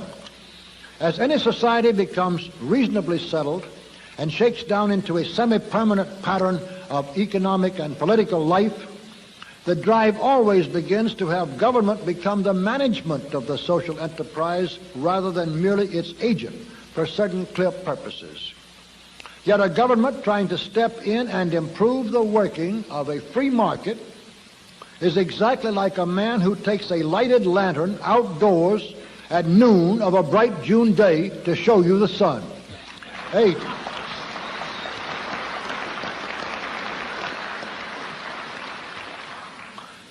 As a government increases in power, and as a means of increasing its power, it always has a tendency to squeeze out the middle class, to destroy or weaken the middle for the benefit of the top and the bottom. 9, the form of government is not nearly so important as its quality. 10, which brings us to the last, and in my opinion the most important of these basic generalizations concerning government. And our 10th point is that neither the form of government nor its quality is as important as its quantity. The increasing quantity of government in all nations has constituted the greatest tragedy of the 20th century. The greatest enemy of man is and always has been government. And the larger, the more extensive that government, the greater the enemy. The communists believe that a collectivist society should swallow up all individuals, make their lives and their energies completely subservient to the needs and the purposes of the collectivist state, and that any means are permissible to achieve this end. The true Americanist believes that the individual should retain the freedom to make his own bargain with life and the responsibility for the results of that bargain, and that means are as important as ends in the civilized social order which he desires. There are many stages of welfarism, socialism, and collectivism in general, but communism is the ultimate state of them all, and they all lead inevitably in that direction. In this final state, communism, you have a society in which class distinctions are greater than in any other, but where position in these classes is determined solely by demagogic political skill and ruthless cunning. And you have a society in which every fault of government that we have discussed above is held to be a benefit and a desirable part of the framework of life. But there is an exactly opposite direction. This direction leads toward a governmental environment for human life founded on the basis of long experience with government, on experience which shows government to be a necessary evil, but a continuous brake on all progress and the ultimate enemy of all freedom. It is the forward direction, the upward direction, and Americanism, I hope, shall become its name. Section 7. And help to build a better world. We are the music makers, and we are the dreamers of dreams. We, in the ages lying in the buried past of the earth, built Nineveh with our sighing, and Babel itself with our mirth, and overthrew them with prophesying to the old of the new world's worth. For each age is a dream that is dying, or one that is coming to birth. For the last 50 years, our age has been a dream that was dying. To this very group, at this very moment, I am proposing that we turn our faces forward instead of backward, begin to make even our defensive actions fit into a constructive design, and do our part to usher in a new age that is coming to birth.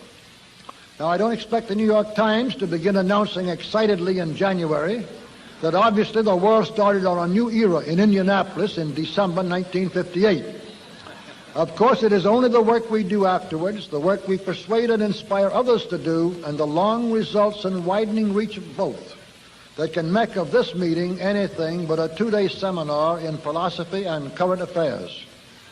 But if every man here should leave tonight feeling in his own mind that he had been at the beginning of a new chapter in history, it would be true.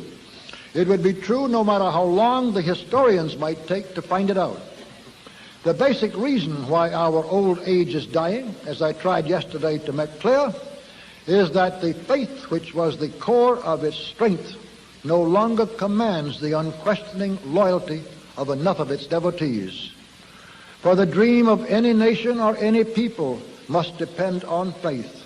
The foundation of our new dream must be faith, or it will never come to pass. Where is this faith, and what is this faith, so true that neither our hearts nor our reasons can deny it, so broad that it takes in without violation the faith of our fathers, and so deep that it can inspire martyrdom at need? As to where, it's right in front of us. And as to what, It is exactly what we in this room already and actually believe. Now, first let me repeat here for the devout Catholics and fundamentalist Protestants who are among my best friends and strongest supporters that it is no part of my purpose to disturb their beliefs in the slightest, or the beliefs of any man or woman who really does have a religious faith instead of just the shell of one. What I am concerned about, what we must all be vitally concerned about today as the very essence of our problem, is morality, integrity, and purpose. That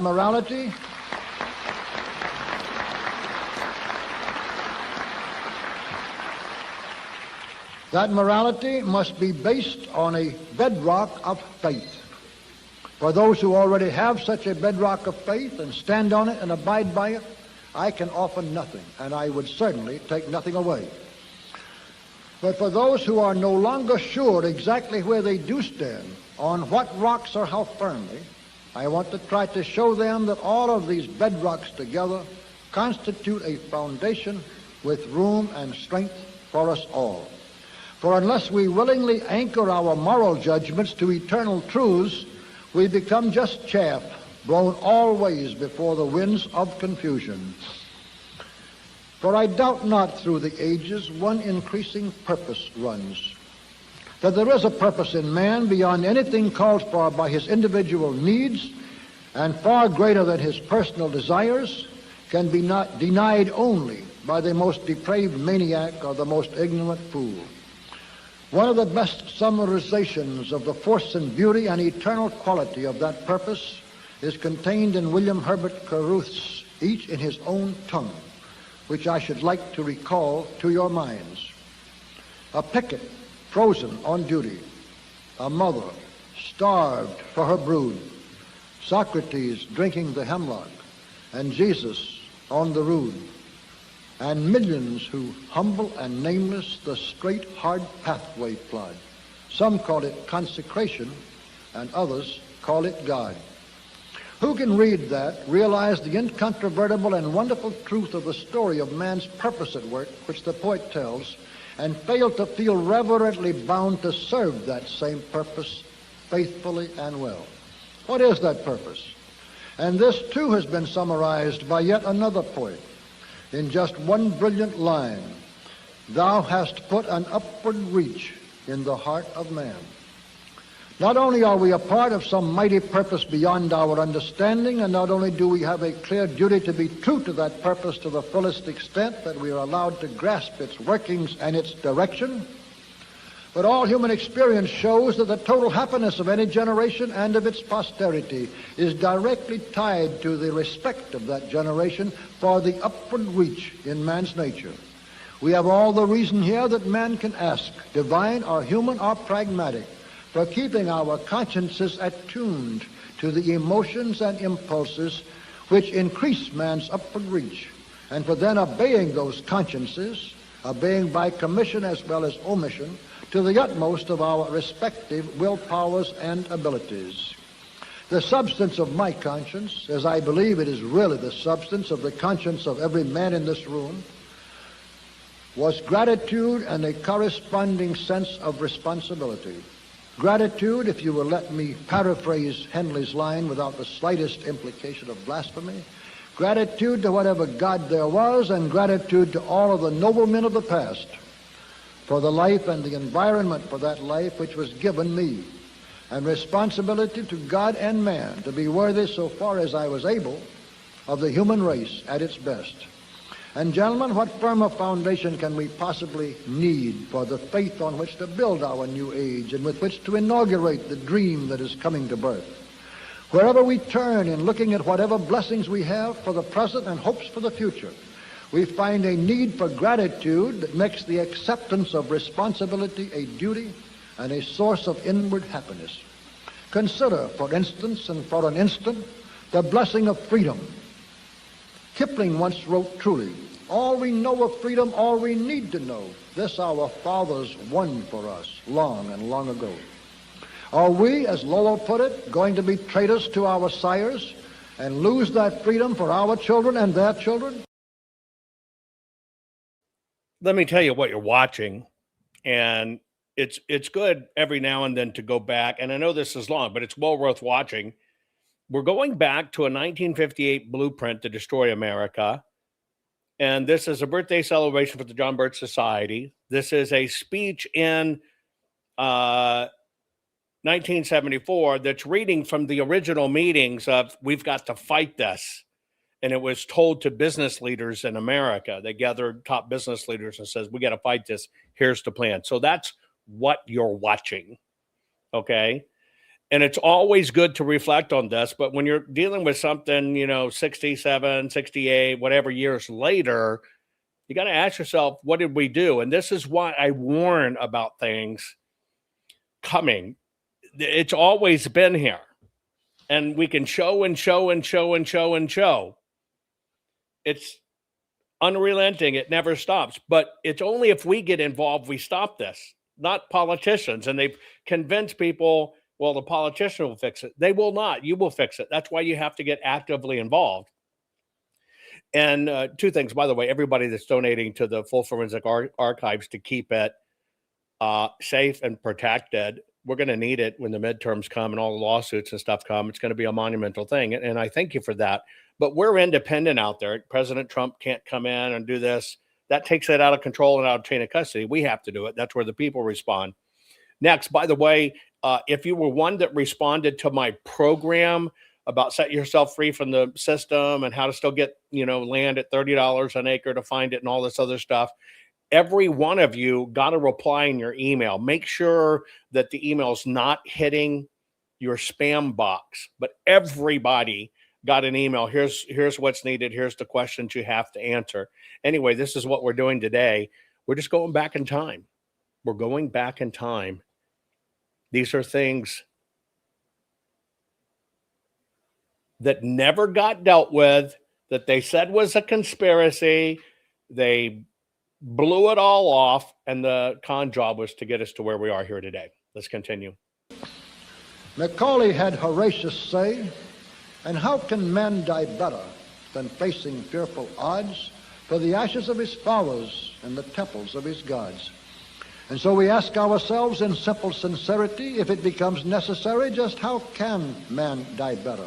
Especially if in doing so he appreciably reduces the odds faced by his compatriots in their fight against the overwhelming forces of evil threatening us today. But it is not even to the martyrs, perhaps, that we owe the most. There have been missionaries and scholars, the Catholic monks of the Middle Ages, poets and philosophers, builders and explorers, statesmen and scientists throughout centuries receding into the unknown past, who have toiled and dreamed and sacrificed and died that you and I might have the comforts and freedoms and hopes that we enjoy now in so fair and happy a land. One of the worst and most sad and disturbing traits of many of our young people today is that they take their inheritance for granted and have no thought of its cost.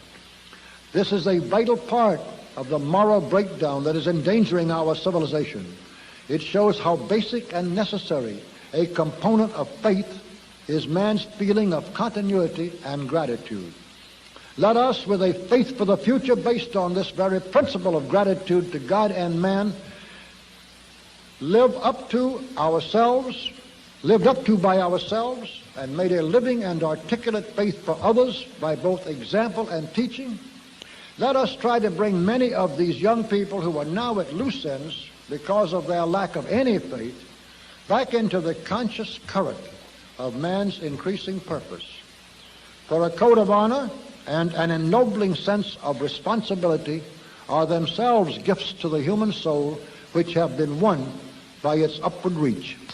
And so, gentlemen, without any claim to goodness, wisdom, or originality, I have tried in far too short a time for so huge a subject to indicate to you the elements of a faith which I still hope and believe is shared by all of you, no matter how differently you might have explained or expressed it. It is a faith for which I have earnestly hoped that it might encompass the individual beliefs of most men of goodwill, that it might refill our ancient founts of inspiration, and that it would become a basis and a beginning of renewed dedication to a dream of man's future. Section 8. through the John Birch Society. Now, how do we go about asking men, in the words of Santayana, to trust the soul's invincible surmise?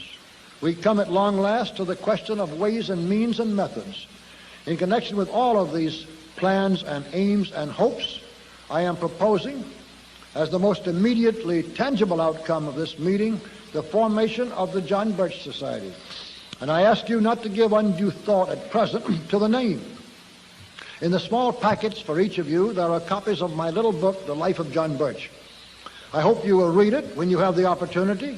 If you have not already done so, or even if you have, you will find, and I believe agree, that John Birch possessed in his own character all of those noble traits and ideals which we should like to see become symbolized by the John Birch Society, and the kind of life of peaceful opportunity and responsibility which John Birch wanted for his fellow Americans and for his Chinese friends and for all men of goodwill is exactly the kind of life we should like to see possible everywhere.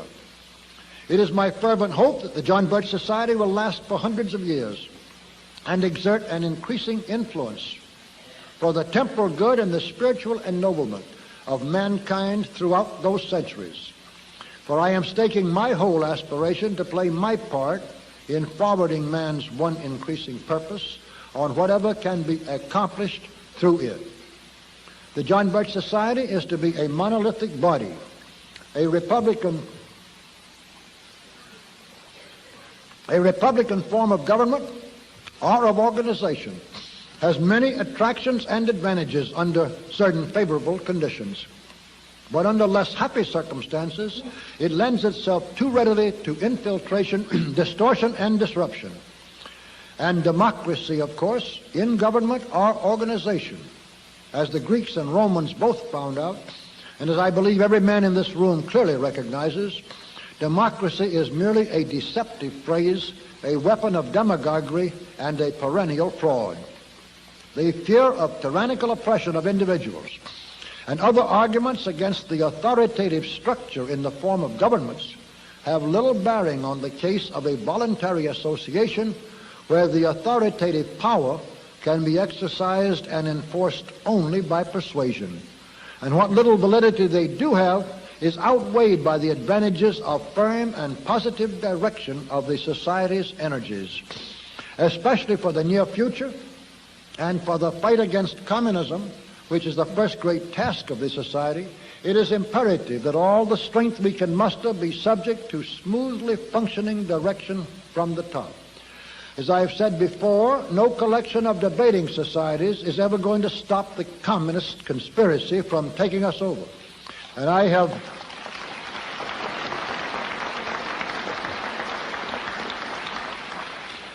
have no intention of adding another frustrated group to their number. We mean business every step of the way. We can allow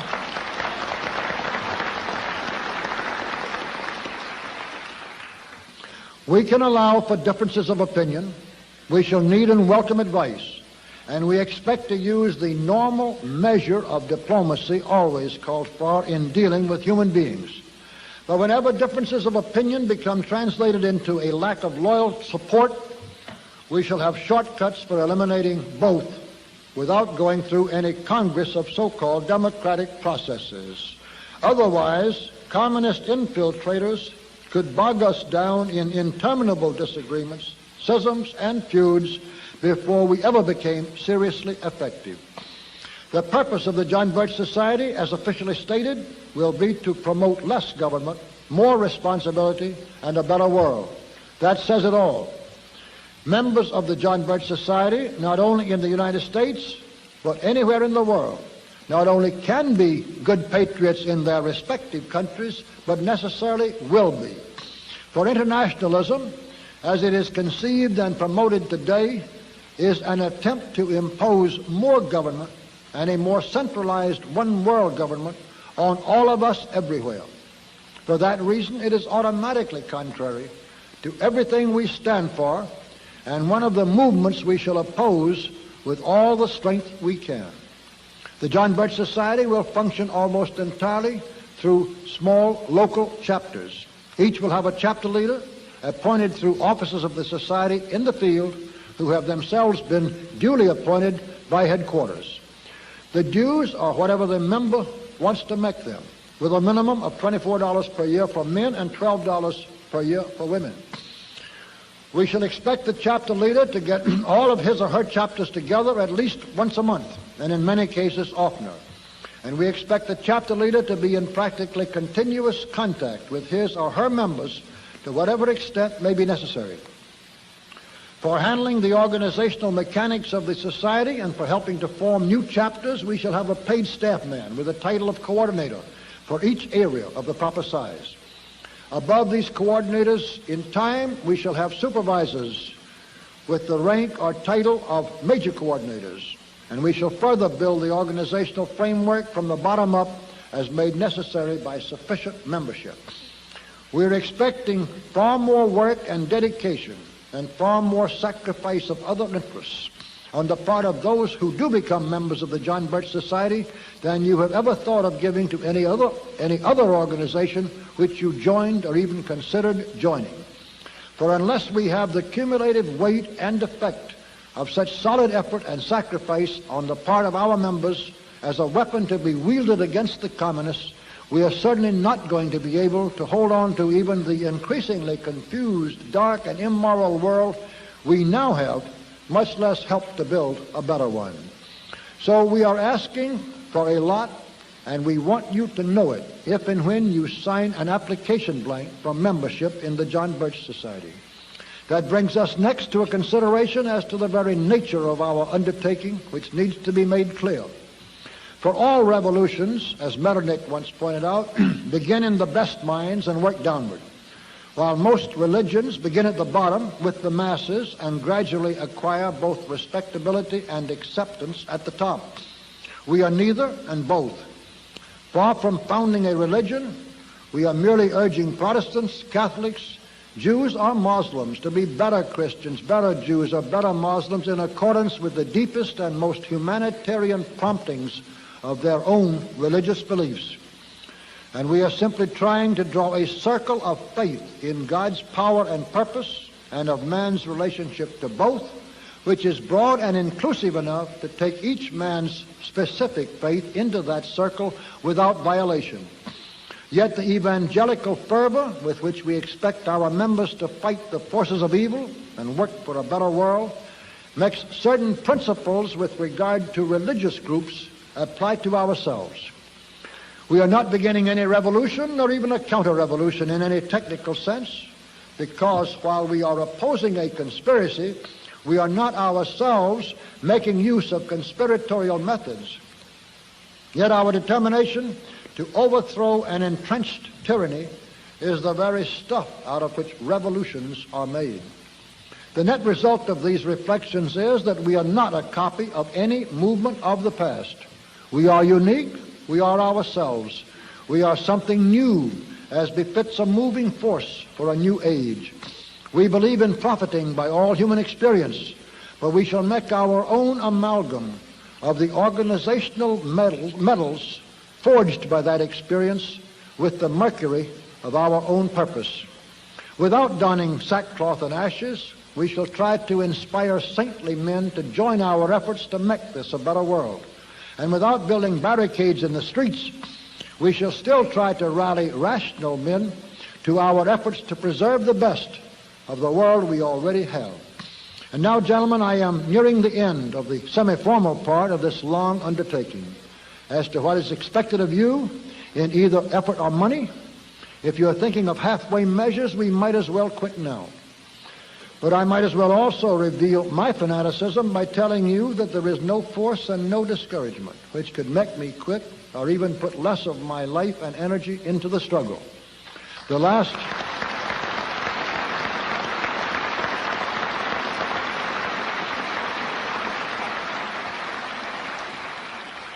last resort of my own mind has been expressed by Louise Imogen Guinea.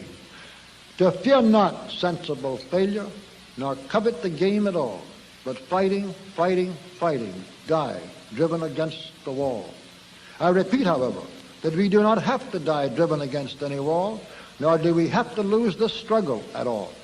As I've said elsewhere, there's enough strength, enough money, enough intelligence, and enough patriotism in the vast business community of America to form the nucleus that will stop and destroy the communist conspiracy if we can stir it to action in time. What I am proposing here is the mechanics and the leadership through men like yourselves by which it can be stirred to action and that action made effective. Let me repeat just one thing that I said to you yesterday morning. There are in the satellite countries today thousands of men just like you and me who only 10 years ago could regularly meet in such groups as I propose. Not only that, but they could go out openly with and before larger groups to try to spread the alarm and to stop the communists from taking over their countries. These men now say to each other, but largely to themselves, if I had only known, if I had only recognized and believed the danger and the horror of communist rule in time. There is nothing I would not have given to save my freedom, my family, my country, if I had only recognized the urgency and the desperate need. Now it is all too late, and any sacrifice, even of life itself, would be entirely in vain. We do not have to be too late, and we do not have to lose the fight. Communism has its weaknesses, and the conspiracy has its vulnerable points. We have many layers of strength not yet rotted by all of the infiltration and political sabotage to which we have been subjected. Our danger is both immense and imminent, but it is not beyond the possibility of being overcome by the resistance that is still available. All we must find and build and use to win is sufficient understanding. Let's create that understanding and build that resistance with everything mortal men can put into the effort while there still is time. Then, while we are destroying and after we have destroyed the communist tyranny, let's drive on towards our higher goals of more permanent accomplishment, towards an era of less government and more responsibility in which we can create a better world.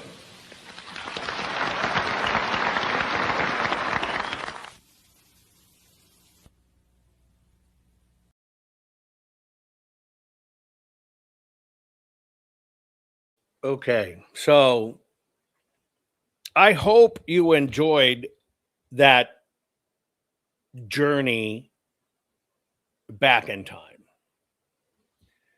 And you're right, God bless America, but that was a journey back in time where not enough people responded. Let me give you the differences. When this plan was done, it was to undo America because they basically said, you're not going to beat America in a war. So we need to make America destroy themselves from inside. Everybody knew it, and it was published and openly talked about. Our government ignored it on 4 different occasions. Never did our government act on it. Never, ever, ever did our government act on it. Because they didn't believe it, because we're Americans and that can't happen here. But what happened is they didn't understand the strategy and what had been learned from history to get it done, and it got done. Politicians are not going to respond now either. Now, what they gathered is they gathered large business leaders. And the fellow that wrote that way back then was the founder of the John Birch Society. They gathered business leaders. But business leaders, right, running businesses, etc., still didn't do it. And by the way, in case you're noticing all the thumbs down, since my program always begins with 1 or 2 thumbs down, even before the program's there, just as a, I hate you, Jew, or I hate you, Jovan, or whatever, I decided let's show some solidarity today with, the basement dwellers. Mama's probably not going to bake their brownies today. And let's show them some love, and don't give me thumbs up. Get rid of all the thumbs up and vote thumbs down. And so heretofore, the record was 12, and right now we're at 123. God bless you, and thank you for showing solidarity with losers out there that are so consistent in life. All they can do is, before my program starts, give thumbs down. At least they're consistent. Consistent in the wrong things, but at least they're consistent. Back then, with business leaders and business changing, and the politicians just basically kept on changing business rules, occupying the businessmen, nobody knew how to do it. There wasn't a lot of grassroots. And at that time, they believed the media was true, honest, ethical, and correct. And so even government stood down. And here we are. Yes. You're welcome to call me Jovan. Thank you. But it's up to us. We're the cure. Whether you like it or not, we're the cure. That's it. That's it. That's it. That's it. That's it. And so many people take so few steps. It's weird. You swear you're a fighter, and we've got to get these rat bastards out of our government and fixed. It's coming, right? It's coming. You can look at black and white data, but people still get emotional, think I can't do anything, when you need to help us save these full forensic archives. It's just that important. We have to save them. This is the evidence.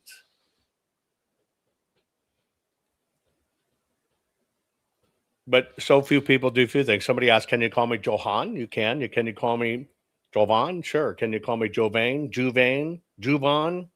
Master? Sure. I answer to asshole, bitch, you name it. I've been called a lot of things.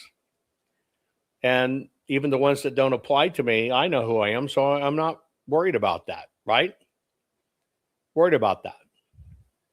But see, back then when this speech, and it was a big thing, it was still too small. What has changed since then? Put it in chat. What has changed since then?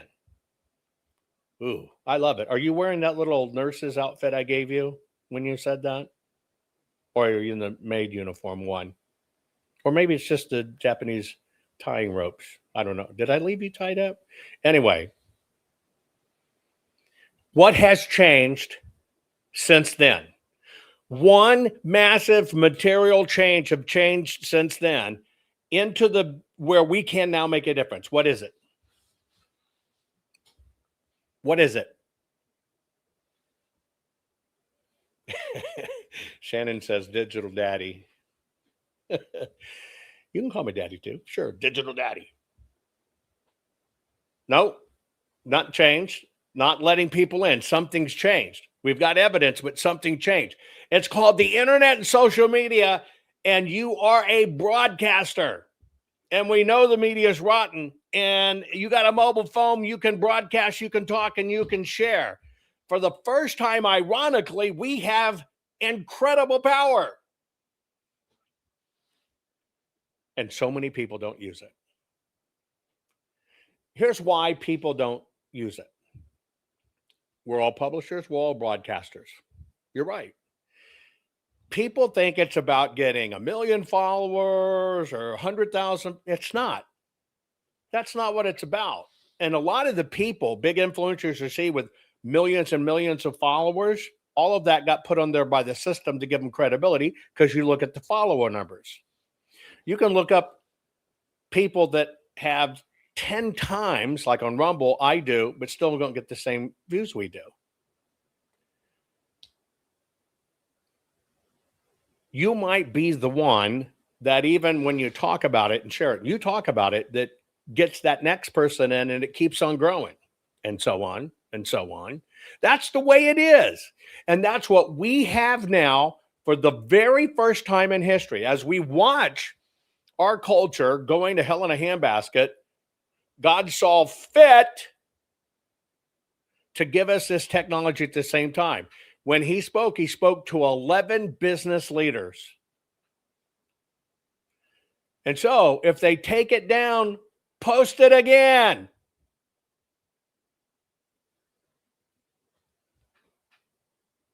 Post it again. First time I lost my Twitter, I guess that one was 200,000 followers plus. That was 6 years ago. Finally getting back up there. My YouTube, 259,000 subs, gone. It's it. But that's not what it's about. It's about never giving up and understanding you have a voice. That message never reached our parents. Not in the 50s, not in the mid-70s. That message never, ever reached our parents. And here we are. I'm going to show you a video again. Hang on. And I'll use it to prove a point. I showed it earlier. Let me see if I still have it. I'm going to show you 1940s England. I'm going to talk over it if I can. We're going to go back to 1945 England. I showed you earlier how disgusting it's been.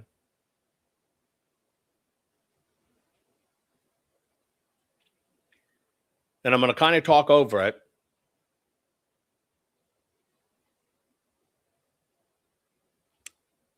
But our grandparents, everybody can complain about this rock music. Elvis Presley's going to lead you to the devil. You know, you always had that. And I do believe rap music is evil. I'm going to talk over that. Look at these families. They had no idea. Those little kids and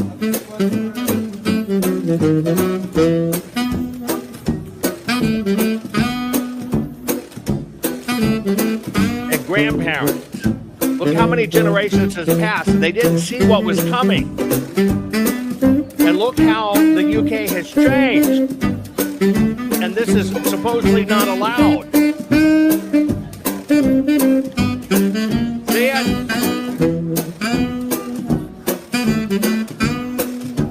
Period. But we now see this. We know it. We know what happens. We know what's coming. That. 2 generations have passed. And they were not allowed to put this stuff in magazines or on the airway. Here we are. You see it. It's in your face. It's real. It's whether you're going to do it. People couldn't recognize evil then. Evil's got more sophisticated. And you know what's happened since the short time of Trump? Evil's come out because it's now the tip of the clash. Good and evil. And evil's letting it all hang out. That's where we are. And we got to fix this. And we can. And it's not ignorance is bliss. Back then, ignorance is bliss. Now, ignorance is death. Most of our parents are brainwashed. Media, look, you probably grew up with the same thing. Media tells you the truth. This is the news. What happens? Bullshit. The only thing that happens is you decide whether you want America to survive or not. No political party bullshit or whatever. And to do that, you got to have the weapons of war because we are at war. And if you don't fight it and you get involved, participate, contribute, make it happen, we're gone. That's the way it is. I love you all. I hope you enjoyed this program. Thank you for breaking the records of thumbs down. I hope that sad, lonely few, I hope you feel better today. Love you all. Our courts are based on clear and convincing evidence. Want convictions? Want justice? For what happened in the 2020 election? Then we need your help. Not fixing 2020 will damn our nation forever. The decision you make in the next few moments could decide whether we ever get our elections fixed or not. Here's why. Trump campaign and allies file 64 different lawsuits. They all went down in flames. 100% of these cases were presented on It's the Machines, or The Machines Changed the Votes, or The Voting Company Executive Said He Would Make Sure Donald J. Trump Would Not Win. They all went down in flames. Why? You can't bring theories to court as evidence. No supposed Zoom call or six-degree polynomial math theory or census data is or ever will be proof of fraud. You can't bring theories to court as evidence. Here's why. In both civil and criminal law, the side making a claim carries the burden of proof, and prosecutors must prove guilt beyond a reasonable doubt. Without physical or otherwise verifiable evidence, a case cannot meet this high threshold. Physical evidence is the key. The question is, did anyone get relevant, reliable, provable, testable, and duplicatable evidence of what really happened in the 2020 general election? And the answer is yes, absolutely.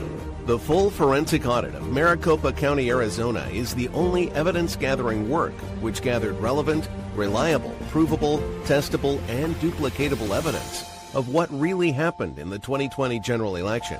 Evidence so damning that the system, the deep state, and those who pull the strings of this country have fought to keep it hidden and have hoped to have it be forgotten to time. Almost $3 million invested in time, funds, and efforts to unlock that which the system wanted hidden. But now, that evidence is in danger of being lost forever. So if you want what happened in the 2020 election fixed, then we need your help. Please donate to protect and secure this historic evidence. With the 2026 midterms coming up, the system is going to try to lame duck President Trump and then most likely introduce new impeachment proceedings. This is the evidence which will help win the war which is surely to come. We need to keep Maricopa County full forensic investigation and archive secure and ongoing. So if you want what happened in the 2020 election fixed, then we need your help. Please donate to protect and secure this historic evidence. We need your help securing the full forensic audit archives. Don't allow the only testable, objective, and reliable 2020 election evidence fall into obscurity. Millions were spent on getting it documented and tested. This is historic evidence. Not fixing 2020 will damn our nation forever. The historic Maricopa County full forensic audit effort processed 20,895,610 digital and forensic images of varying formats, resulted in 208 million individual evidence-proof files.